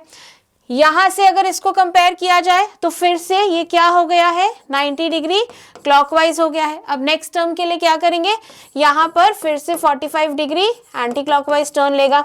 तो पहले ऐसे था 45 डिग्री का अगर एंगल बनेगा तो अब डायग्राम कैसे बन जाएगी, ऑप्शन नंबर 2 के जैसी। ठीक है, डन हो गया ये वाला। चलो अब आगे चलते हैं, आगे देखते हैं क्या आया है। ओके, नंबर ऑफ ट्राइंगल्स है, नंबर ऑफ ट्राइंगल्स इसमें काउंट करने हैं हमें फटाफट से। तो पहले छोटे वाले ट्राइंगल्स काउंट करते हैं, फिर उनको मिलाकर जो बड़े ट्राइंगल बन रहे हैं वो काउंट करेंगे। ठीक है, तो यहाँ से शुरू कर लेते हैं। ये तो पहला ट्राइंगल हो गया, ठीक है, ये दूसरा हो गया, ये वाला तीसरा हो गया, ये वाला चौथा, ये पांचवा और ये अपना 6th ट्राइंगल हो गया। ठीक है, अब इन दोनों को अगर मिला के देखा जाए तो कौन कौन से ट्राइंगल बन रहे हैं, देखो एक ट्राइंगल 2 और 3 को मिलाकर बन जाएगा, एक बन जाएगा 4 और 5 को मिलाकर, 6 हो गए थे। अब इसको 7 लिख लो, यहाँ पे लिख लेते हैं 7, यहाँ पर 8। ठीक है, ओके, इसको दूसरे कलर से लिख लेते हैं, ये हो गया अपना 7। ठीक है, चलो अब आगे चलते हैं।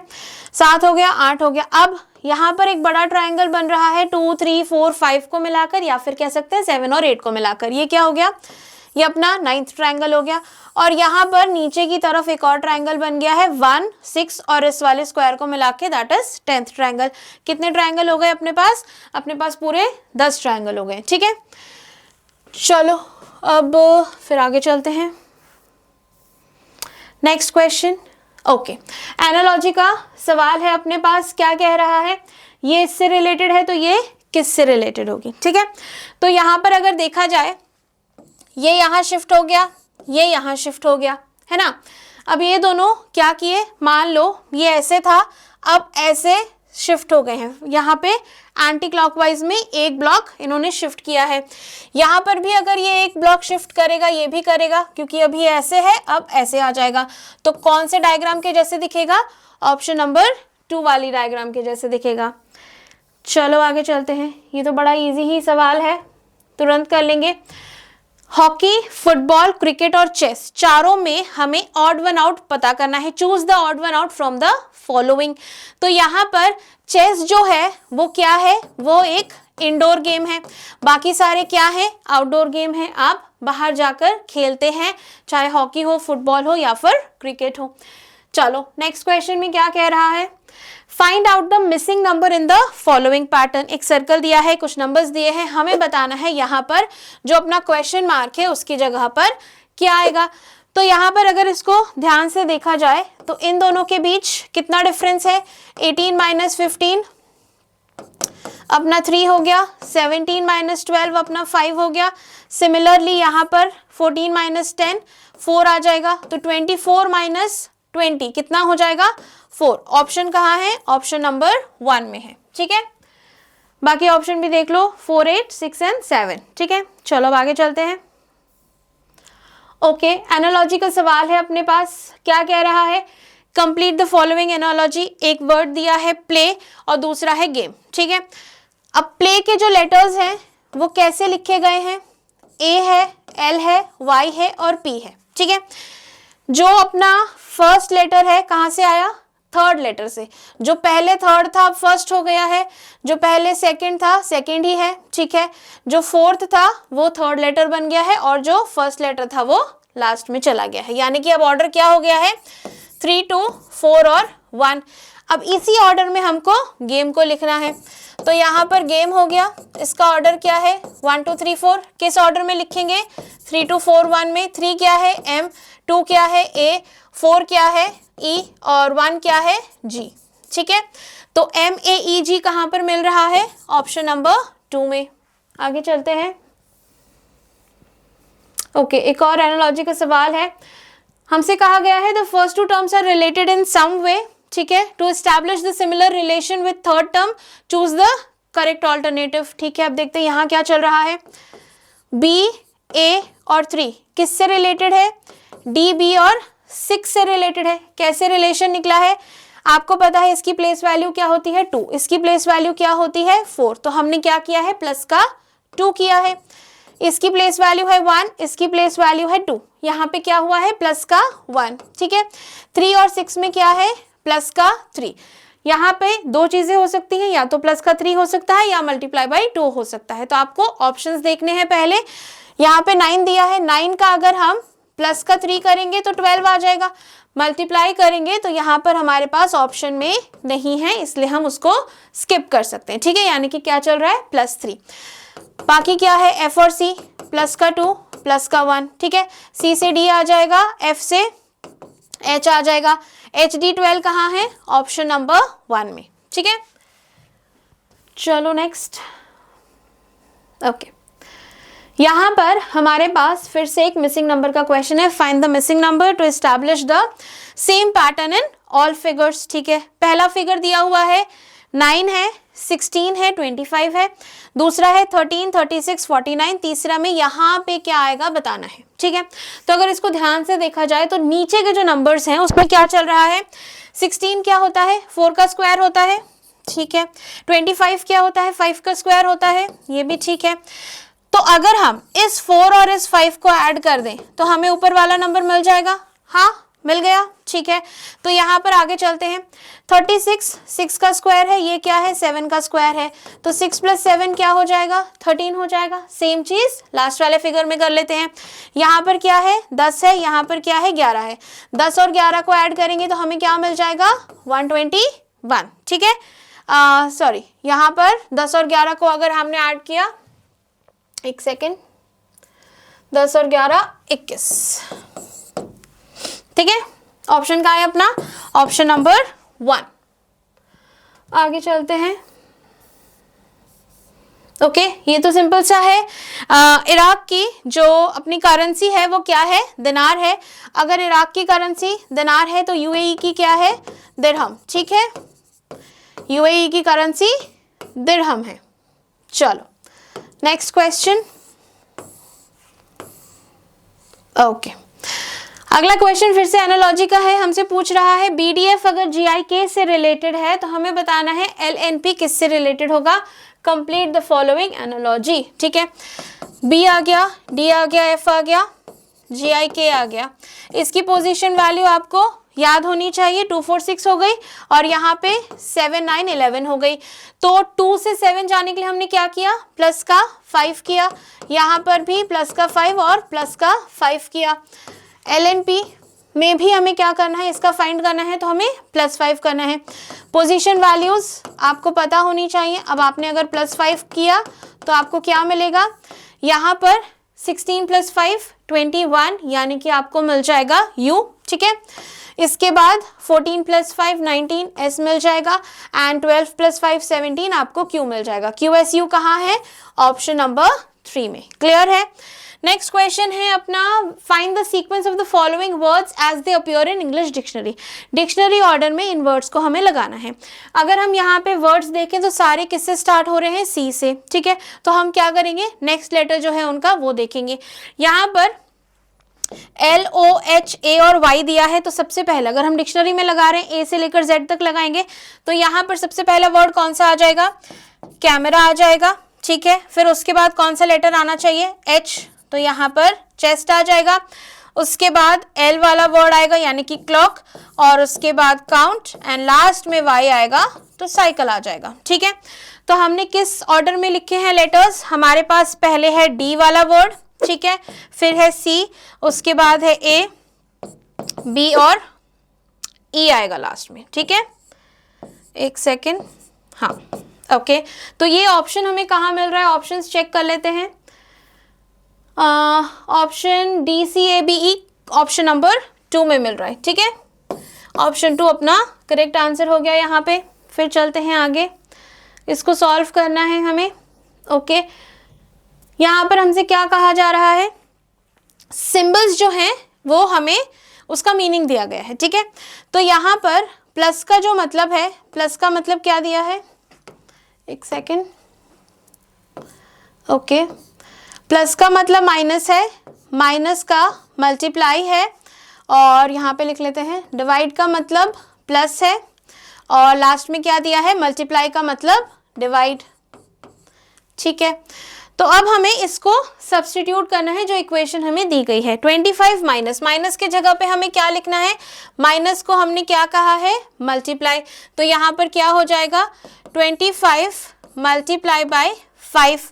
प्लस का मतलब हमें क्या दिया है, प्लस का मतलब दिया है माइनस, तो हम माइनस लगाएंगे यहाँ पे। फिर आ जाएगा अपना 10, मल्टीप्लाई की जगह क्या होना चाहिए, डिवाइड, तो यहाँ पर डिवाइड बाय 5 आ जाएगा। डिवाइड का मतलब क्या है, प्लस, तो फिर आ जाएगा क्या, +5, ठीक है। तो यहाँ पर 25 × 5 125 हो गया, माइनस का 2 हो गया, प्लस का 5 हो गया। तो यहाँ पर क्या आ जाएगा, 125 + 5, बॉडमास रूल फॉलो करते हुए चलेंगे। तो 125 + 5 130, माइनस का 2 128, कहाँ पर है, ऑप्शन नंबर 4 में है। क्लियर है ये वाला क्वेश्चन। तो चलो आगे चलेंगे अब, ओके, ठीक है। अब है अपने पास एक ब्लड रिलेशन का क्वेश्चन। कह रहा है कि a man said to a lady, your mother's husband's sister is my aunt, how is the lady related to the man. एक आदमी ने क्या कहा, एक आदमी ने एक लेडी से कहा, क्या कह रहा है, लेडी से कह रहा है योर मदर, तो मान लीजिए ये वो लेडी है जिससे कह रहा है। योर मदर्स हस्बैंड यानी कि लेडी के फादर हो जाएंगे, ठीक है, उनके फादर हस्बैंड की सिस्टर, ठीक है, यहाँ पे सिस्टर बना लेते हैं उनकी, इज माई आंट। लड़के ने क्या कहा, लेडी से कहा your mother's father sister is my aunt, ठीक है।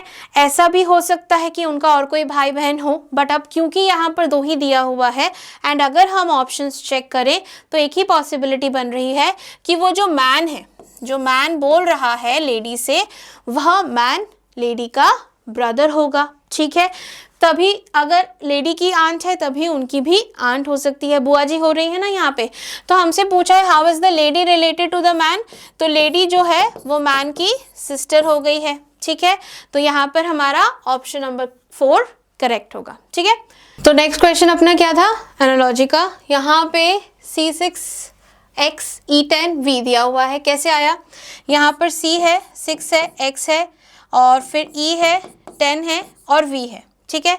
तो C से E जाने के लिए क्या हो रहा है, प्लस का 2, और 6 से 10 जाने के लिए क्या हो रहा है, प्लस का 4, और X से V जाने के लिए क्या हो रहा है, माइनस का 2। यहाँ पर भी आपको पोजीशन वैल्यूज पता होनी चाहिए, ये 3, 5, ये 24 एंड 22, ठीक है।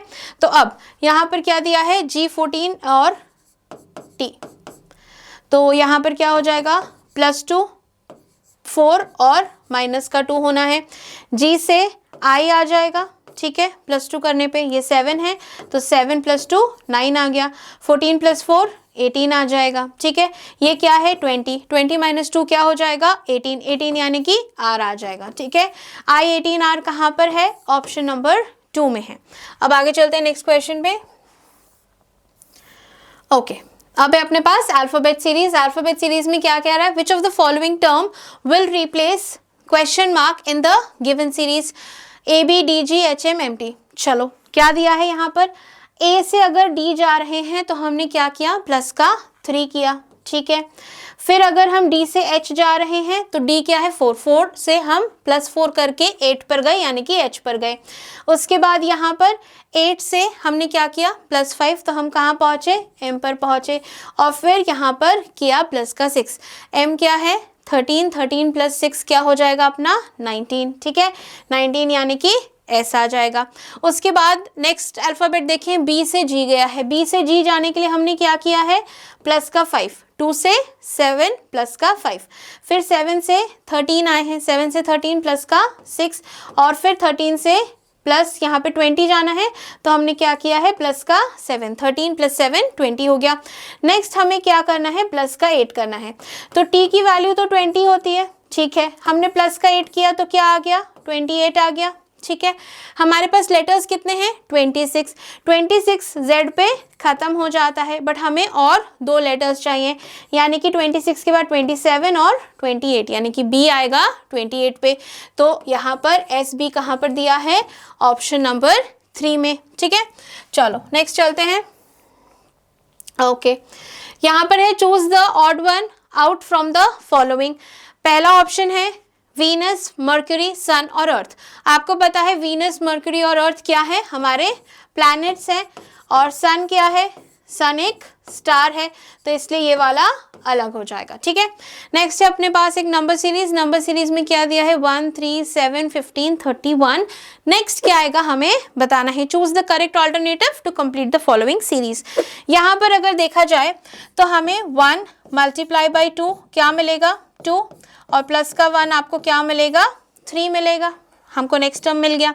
3 से 7, तो सिमिलरली 3 2 6, 6 + 1 7 आ गया, हो गया। 7 के बाद 15, तो यहाँ पर 7 2 14 हो गया, और प्लस का 1 15 हो गया। यहाँ पर 15 × 2 30 हो गया, और प्लस का 1 31 हो गया, यानी कि यहाँ तक तो अपनी सीरीज कंप्लीट है। नेक्स्ट टर्म फाइंड करने के लिए 31 × 2 अपना हो जाएगा 62, प्लस का 1 63। अच्छा, 63 कहाँ है, ऑप्शन नंबर 4 में, ठीक है। चलो अब आगे चलते हैं। नेक्स्ट क्वेश्चन है arrange the following in ascending order of their duration. Ascending order यानी कि कम से ज्यादा जाना है हमें, तो सबसे कम इसमें से क्या है, सेकंड होता है सबसे कम, ठीक है। तो पहले हमारा सेकंड आ जाएगा, यही लिख लेते हैं साथ के साथ, सेकंड आ गया। सेकंड से क्या बन जाता है, मिनट बन जाता है, तो ये दूसरे नंबर पे आ जाएगा। फिर हमारा एक आवर बन जाएगा, थर्ड पे आ गया। फिर हमारा एक दिन बन जाएगा, 24 घंटों से एक दिन बन जाता है। उसके बाद हमारा 7 दिन से एक वीक बन जाता है, तो ये लास्ट में आ जाएगा।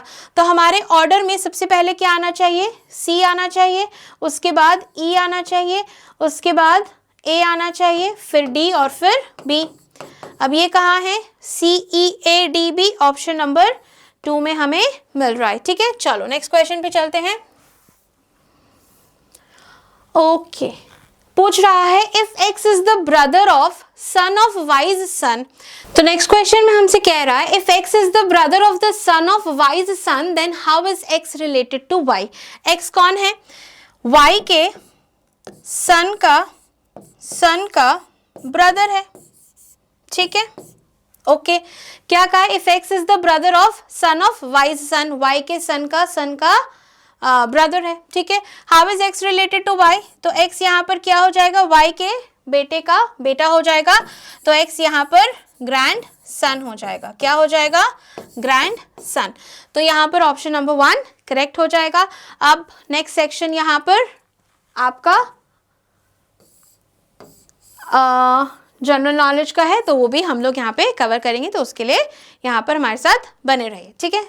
हेलो स्टूडेंट्स, तो अब हम डिस्कस करने वाले हैं जो 18 तारीख को 18 जनवरी को एग्जाम हुआ है सैनिक स्कूल क्लास 6 का, उसका जीके वाला पोर्शन हम डिस्कस करेंगे। बाकी सारे सब्जेक्ट्स आपको अलग अलग टीचर्स ने बता दिए। और जीके की अगर मैं बात करूं तो इस बार जो एग्जाम का लेवल रहा है वो इजी टू मॉडरेट के बीच में रहा है। और सबसे अच्छी बात यह है कि जिन बच्चों के पास रेडियन का स्टडी मटेरियल है क्लास 6 की, चाहे वो स्टडी गाइड हो, चाहे वो आपकी जीके की स्टडी गाइड हो, अलग से भी हमारी बुक आती है जीके के, भी मैं डिस्प्ले कर दूंगा स्क्रीन के ऊपर, है ना। तो वहां से मैक्सिमम नंबर ऑफ क्वेश्चंस उठ के आए हैं, वो भी डायरेक्टली। आप डायरेक्टली बुक में से देखोगे तो क्वेश्चंस वहां से फ्रेम होके इस बार एग्जाम में आए हैं। तो एक एक करके हम क्वेश्चन को डिस्कस कर लेते हैं, तो आपका भी रिवीजन हो जाएगा जिन बच्चों ने एग्जाम दिया है कि आपका कितने आंसर सही रहे हैं, और जो बच्चे आने वाले टाइम में प्रिपेयर कर रहे हैं उनको भी एक हेल्प मिल जाएगी, ठीक है। ये बुक्स को आप रेफर करेंगे जो मैंने आपको भी बताई, तो आपका काम 90% जो है वो आसान हो जाएगा, बाकी पढ़ना आपके ऊपर है, ठीक है। तो चलिए पहला क्वेश्चन देखते हैं। आई होप कि आपको एक क्वेश्चन विजिबल होगा। हाँ, who among the following discovered that mosquito spread malaria. देखिए, मलेरिया एक बीमारी है जैसे डेंगू है, और मलेरिया और डेंगू दोनों ही मच्छर के काटने से होता है। सवाल यह है कि मलेरिया मच्छर के काटने से होता है, इस बात को किसने बताया था, किसने इस चीज की डिस्कवरी करी थी।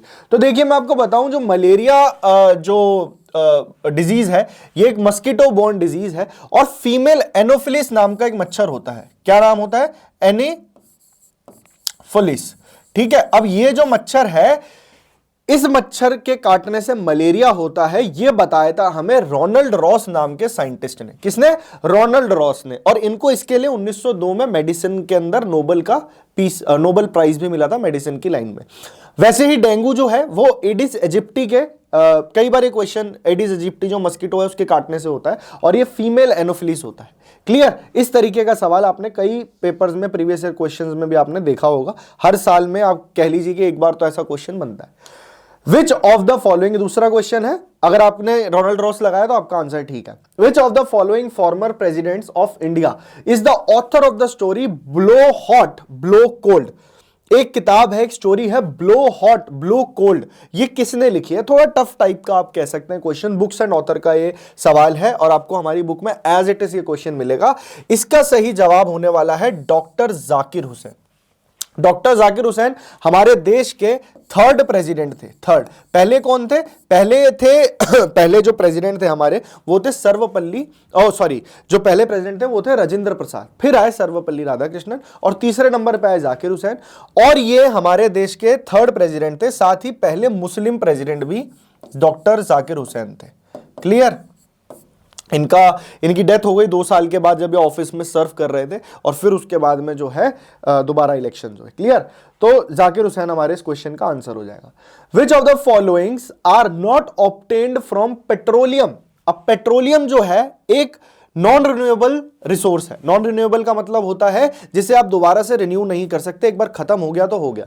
अब जैसे सोलर एनर्जी है, वो रिन्यूएबल सोर्स ऑफ एनर्जी है, ठीक है, उसे आप बार बार जो है यूज कर सकते हैं, तो ये बात है। और ये फॉसिल फ्यूल है, ठीक है, धरती के अंदर से इसे एक्सट्रैक्ट किया जाता है, निकाला जाता है।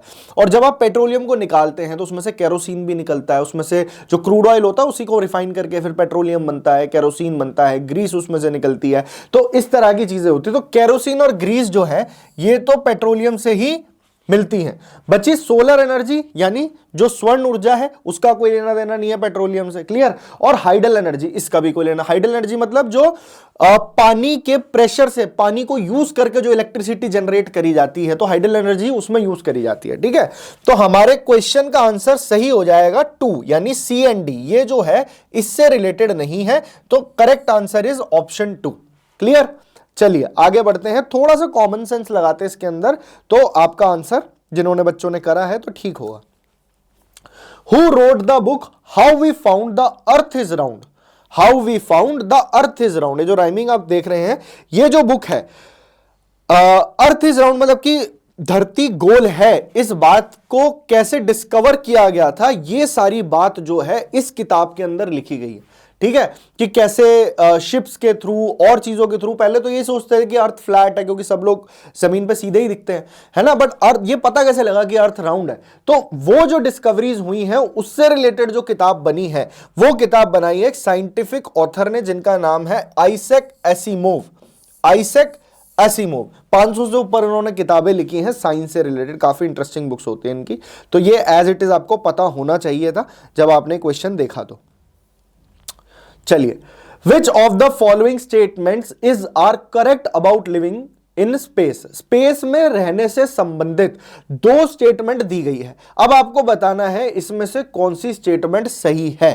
ठीक है, ये क्वेश्चन है और बड़ा ही कॉमन सेंस वाला इजी सा सवाल है। Things keep floating in the spaceship from one end to another end. ठीक है, अब स्पेसशिप जब स्पेस में जाता है तो क्या स्पेस में ग्रेविटी होती है? नहीं होती है, जिसके कारण जो चीजें हैं, जो इवन लोग हैं, वो एक जगह से दूसरी जगह, आपने कई वीडियोस में देखा होगा कि इधर उधर भागते रहते हैं, जाते रहते हैं, हवा में ही वो इधर से उधर जाते हैं। क्यों?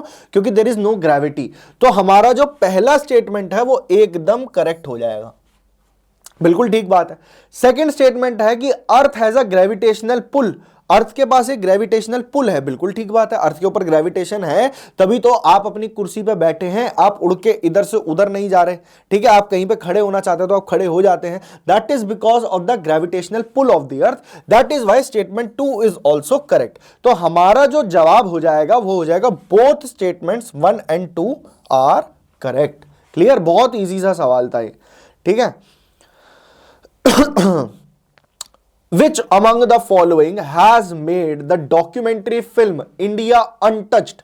India Untouched नाम की एक फिल्म बनाई गई थी, डॉक्यूमेंट्री फिल्म थी, जिसके अंदर दिखाया गया कि जो अनटचेबिलिटी का इशू है इंडिया के अंदर, जो उसको उभारा गया, उसको दिखाया गया इस मूवी के थ्रू। ठीक है, और ये जो फिल्म बनाई, इसके निर्देशक थे राकेश शर्मा जी। कौन थे? राकेश शर्मा। चलिए, Which one among the following statements is not correct? अब ये क्वेश्चन अगर आपने हमारी बुक पढ़ी है, उसके अंदर आप देखेंगे जो हमारा चैप्टर है एनिमल्स और ह्यूमंस के बीच का जो रिलेशनशिप हमने जिस तरीके से अपनी गाइड में बताया है, तो आपको इजीली वहां से क्वेश्चन क्रैक हो जाएगा। इस तरीके कई सवाल इस पेपर में आए हैं। देखते हैं कौन सी स्टेटमेंट करेक्ट नहीं है। Animals that are awake in the day time can see things only in black and white colours. मतलब वो कह रहा है कि जो एनिमल्स दिन के टाइम पे अवेक होते हैं, जो दिन के टाइम पे जागते हैं, क्या उन एनिमल्स को सिर्फ ब्लैक और व्हाइट कलर दिखता है? जी नहीं। बर्ड्स को आप देख लीजिए, कई सारे कलर्स दिखते हैं जो इंसानों को भी नहीं दिखते। डॉग्स को भी कई सारे कलर्स दिखते हैं, कैट्स भी कई सारे कलर्स देख सकती है। ठीक है, उतने नहीं जितने ह्यूमंस, बट हाँ फिर भी कलर्स देख सकती है। तो ये स्टेटमेंट जो है ये इनकरेक्ट है और इसी वजह से ये हमारा आंसर भी बनता है। ठीक है, बाकी सारी आप स्टेटमेंट्स देखेंगे तो सही लगेंगे आपको। ऐसे snakes do not have external ears, क्या स्नेक के बाहरी कान होते हैं? नहीं होते हैं। ठीक है, तो बिल्कुल ठीक बात है, डू नॉट हैव है। और fishes give alarm call by electric signals. ठीक है, इलेक्ट्रिक सिग्नल्स के थ्रू अलार्म कॉल्स देती है, तो ये स्टेटमेंट भी ठीक है। और सेकंड स्टेटमेंट भी आप पढ़ेंगे तो जो वार्निंग कॉल बर्ड्स देती है अपनी एनिमी को आसमान में उड़ते हुए, ये बात भी एकदम सही है। तो जो इनकरेक्ट स्टेटमेंट है that is the first statement. आगे बढ़ते हैं, अगला सवाल देखते हैं कि क्या आया है। पेपर का लेवल मैं कहूंगा कि थोड़ा कॉमन सेंस बेस्ड आप कह लीजिए, बाकी आपकी पढ़ाई तो बिल्कुल काम आएगी। किस तरीके से आपने चीज़ों को याद किया है, क्या आपने कंटेंट फॉलो किया है, क्या आपने रीडिंग मटेरियल बुक्स को फॉलो किया है, उस पर काफ़ी कुछ डिपेंड करता है। Match list 1 with list 2। अब क्या है, ये फूड प्रिजर्वेशन की टेक्निक्स है कि खाने को किस तरीके से सुरक्षित रखा जा सकता है। अब उसको इससे मैच करना है कि अगर उबले हुए, अगर कुक्ड राइस है, अगर वो खराब नहीं होने देना चाहते आप, तो उसको ज्यादा देर तक आप कैसे प्रिजर्व कर सकते हैं। तो अगर आप ऑप्शंस में देखें तो कुक्ड राइस को आप क्या करेंगे, आप उसे एक बाउल में डाल दीजिए और उस बाउल को आप पानी के कंटेनर में डाल दीजिए, तो राइस काफी देर तक प्रिजर्व रहेगा। तो ए का जो मैच है वो हो जाएगा नंबर 4 के साथ। ऑनियन एंड गार्लिक को आप ओपन स्पेस में रखते हैं, आपने घर में देखा होगा शेल्फ के अंदर उसे ओपन स्पेस में रखा जाता है ना, आप उसे फ्रिज में रखते है ना, फ्रिज में रखना भी नहीं चाहिए। तो ऑनियन और गार्लिक जो है उसे कॉमन एक ड्राई प्लेस पे रखा जाता है, तो 2 का हो जाएगा 3। दूध को कैसे प्रिजर्व करते हो? जैसे ही आप घर में दूध लाते हो उसे उबालते हैं ना, ताकि उसके जो कीटाणु है वो मर जाए। हालांकि दूध जो है ऑलरेडी थैलियों वाला जो मिल्क होता है वो पैस्चराइज्ड होता है, but still there is a need to boil it. तो मिल्क जो है वो बॉइलिंग से प्रिजर्व किया जाता है। सी का हो जाएगा 1। और जो डी ऑप्शन है दैट इज ग्रीन कोरिएंडर, तो आपने देखा होगा जो पुदीना हो गया, धनिया हो गया, इसको आप घर में कैसे प्रिजर्व करते हैं? आपने अपनी मदर को देखा होगा कि वो कपड़े में उसको गीला, उस पर पानी मारती रहती हैं और उसे लपेट के रख देती हैं। तो रैपिंग इन अ डैम्प क्लोथ, तो आपका डी का हो जाएगा 2। अब एक बार ऑप्शंस देख लेते हैं। ए का है 4, हमें कहां दिख रहा है? ए का 4 सिर्फ एक ऑप्शन में दिख रहा है, और बी का हो जाएगा 3। ठीक है, तो ये वाला हमारा करेक्ट होगा। आंसर 2 जो है, इसका ऑप्शन 2 है, वो करेक्ट हो जाएगा।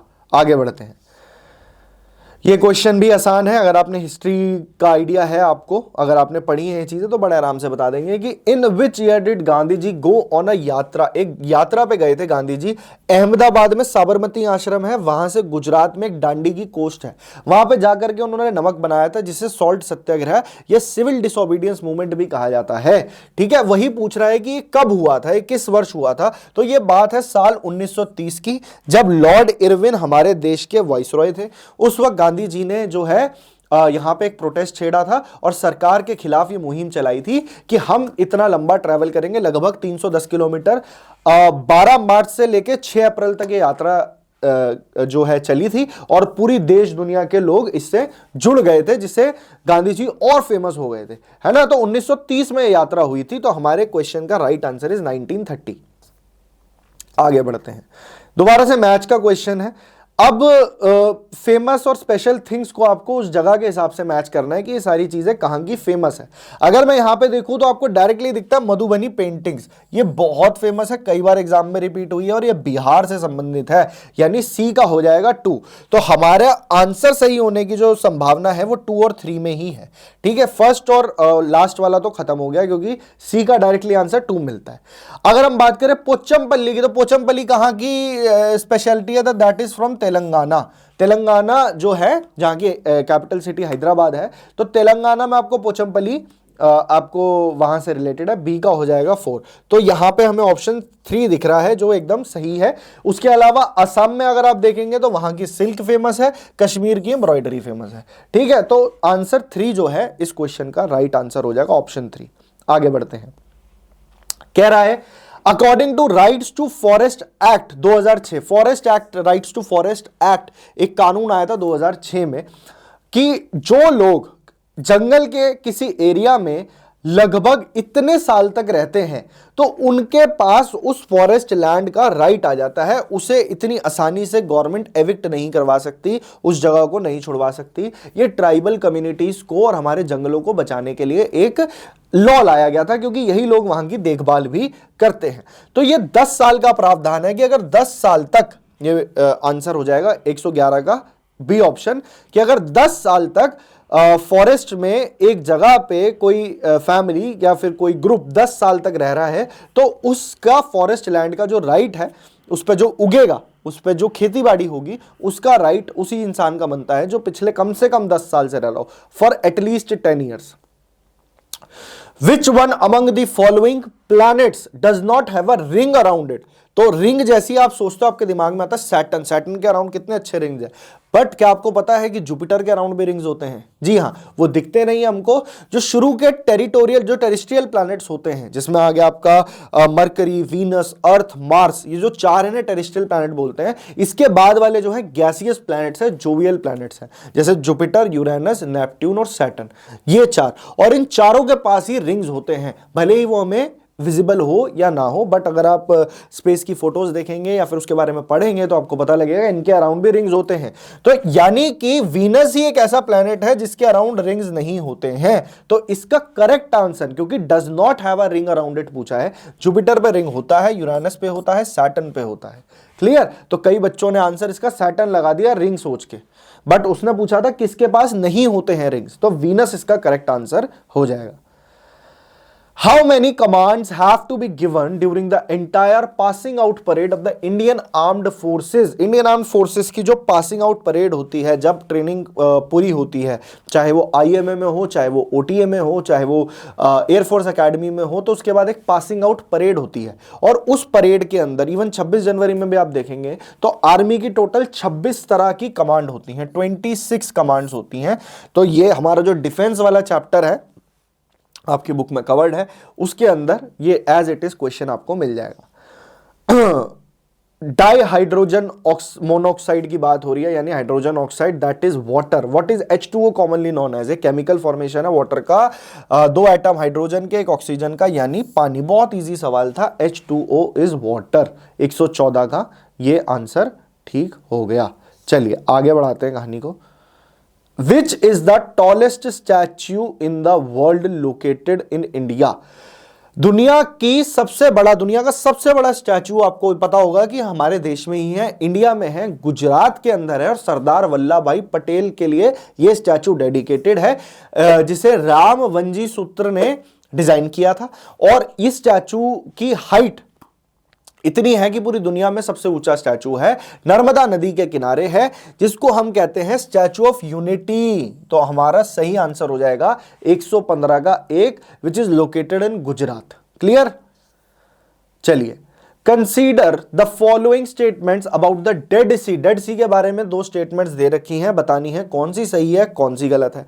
डेड सी जो आपको मिडल ईस्ट में जॉर्डन और इजराइल के बॉर्डर पे देखने को मिलेगा। दुनिया का सबसे लोएस्ट पॉइंट है डेड सी। सबसे ज्यादा सॉल्टी लेक है डेड सी, ठीक है, सबसे ज्यादा सॉल्टी सी है dead C.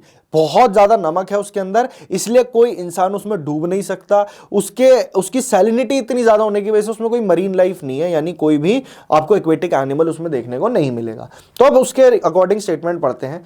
If a person does not know how to swim she will drown in Dead Sea. ऐसा हो सकता है? नहीं, मैंने अभी बताया कि अगर किसी को स्विमिंग नहीं आती है तो क्या वो व्यक्ति डेड सी में डूब जाएगा? वो डूब ही नहीं सकता, वो चाह के भी नहीं डूब सकता, क्योंकि उसकी सैलिनिटी इतनी ज्यादा है, डेंसिटी बहुत ज्यादा है, तो वो उसे डूबने ही नहीं देगा। It is the least salty of all oceans at sea. बिल्कुल गलत बात है, बल्कि इसका ऑपोजिट है। दुनिया का सबसे सॉल्टी ओशन है ये, और सबसे सॉल्टी सी है ये, जिसे हम कहते हैं डेड सी। तो देखा जाए तो हमारी दोनों स्टेटमेंट गलत हो गई। Both statements 1 and 2 are incorrect. इस क्वेश्चन को कई बार क्या होता है ना, बच्चे एग्जाम में बहुत जल्दबाजी करते हैं और उन्हें जो समझ में आता है उस हिसाब से आंसर लगाए जाते हैं। भले ही कई बच्चों को इसका आंसर पता हो, पर जब आप स्टेटमेंट को ये नहीं पढ़ोगे कि इसमें से सही वाले बताने हैं या इनकरेक्ट बताने हैं, तो अपना समय लेके ध्यान से सवाल को पढ़िए, उसके बाद आप अपनी नॉलेज को अप्लाई कीजिए और उस हिसाब से आंसर दीजिए। तो पेशेंस बहुत जरूरी है आप जब एग्जाम दे रहे हैं। तो क्वेश्चन को पढ़ो, एकदम से एक्साइटेड नहीं हो जाना अगर आपको उसके बारे में पता है तो, ठीक है। इस एक्साइटमेंट में ही ज्यादातर बच्चों से गलती होती है।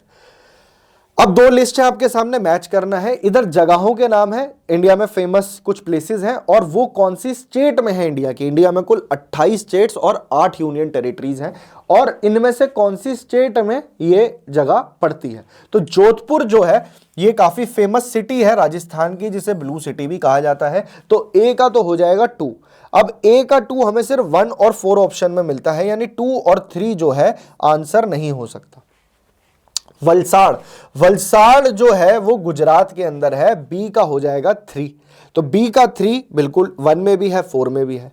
कोझिकोडे वो जगह है केरला के अंदर जहां पे सबसे पहली यूरोपियन पावर यानी Portuguese Vasco D gamma India में आए थे। कैलिकट उस वक्त कोझिकोडे इसे अब कहा जाता है। तो इट इज लोकेटेड इन केरला, यानी सी का हो जाएगा 4। तो हमारे पास एक ही ऑप्शन बचता है, दैट इज आंसर ए। और कुल्लू मनाली बहुत फेमस, मनाली जो है फेमस टूरिस्ट डेस्टिनेशन है, which is located in Himachal Pradesh, यानी डी का हो जाएगा 1। तो option A is the correct answer. आगे बढ़ते हैं। The law on child marriage in India has strictly fixed the minimum age for marriage. What is the minimum age of marriage for girls and boys? देखिए, जो child marriage से related कानून है हमारे देश में, उसमें बाल विवाह ना हो, इसलिए एक मिनिमम मैरिजेबल एज रखी गई है। वो कितनी है, लड़की के लिए कितनी है और लड़के के लिए कितनी है। लड़की की शादी होनी है तो उसकी जो मिनिमम एज है दैट इज 18 ईयर्स, ठीक है। तो या तो ऑप्शन ए ठीक है या ऑप्शन बी ठीक है।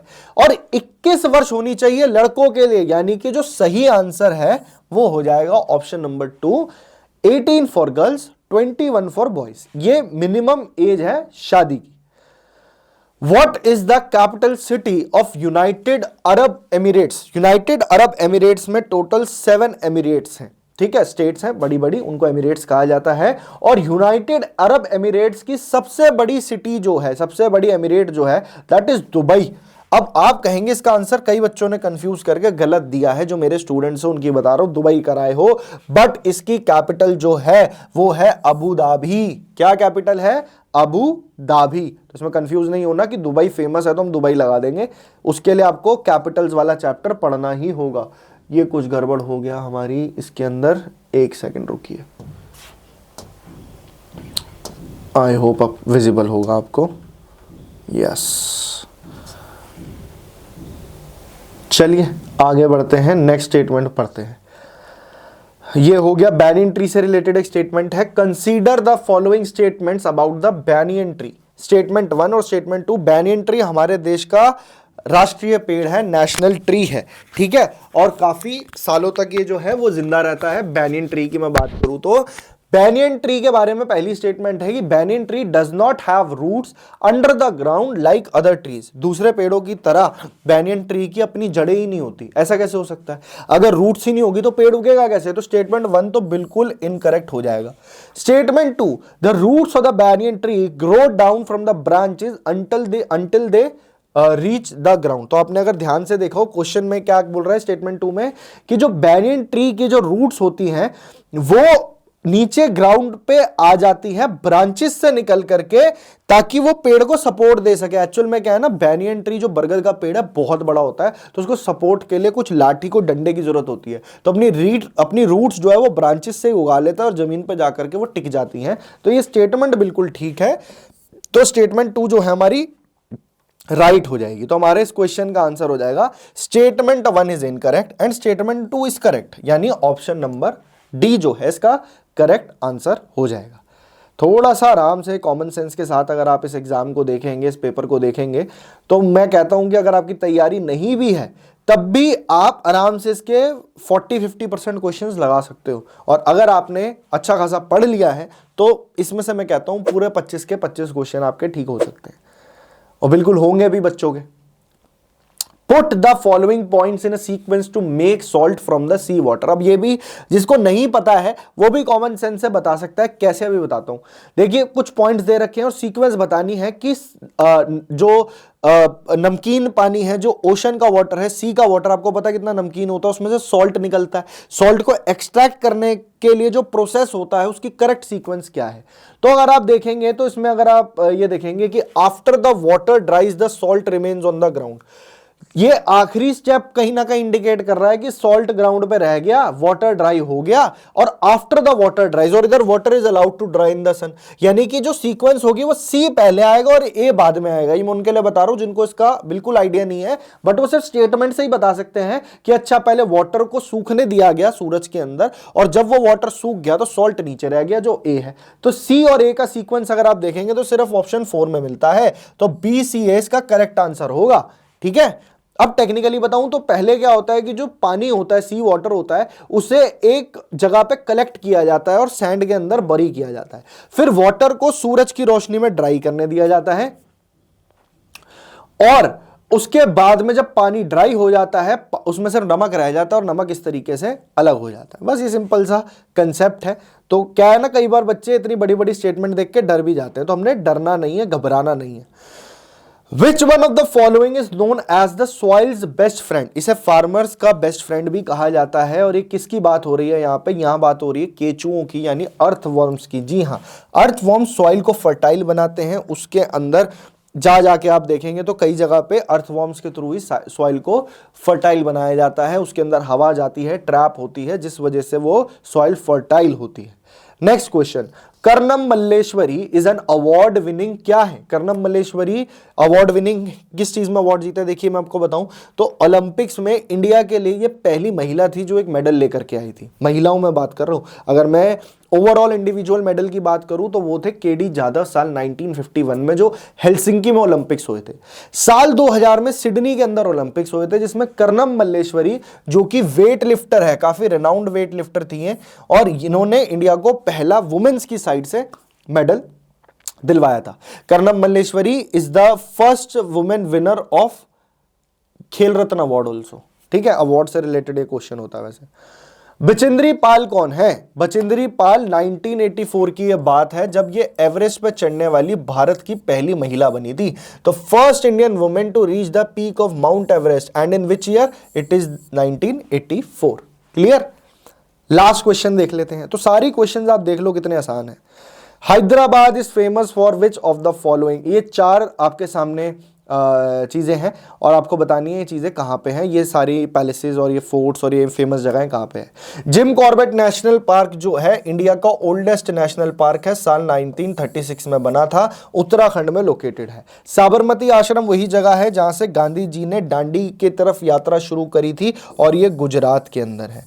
घड़ी सागर जो गढ़सीसर जो है ये आपको राजस्थान में देखने को मिलेगा।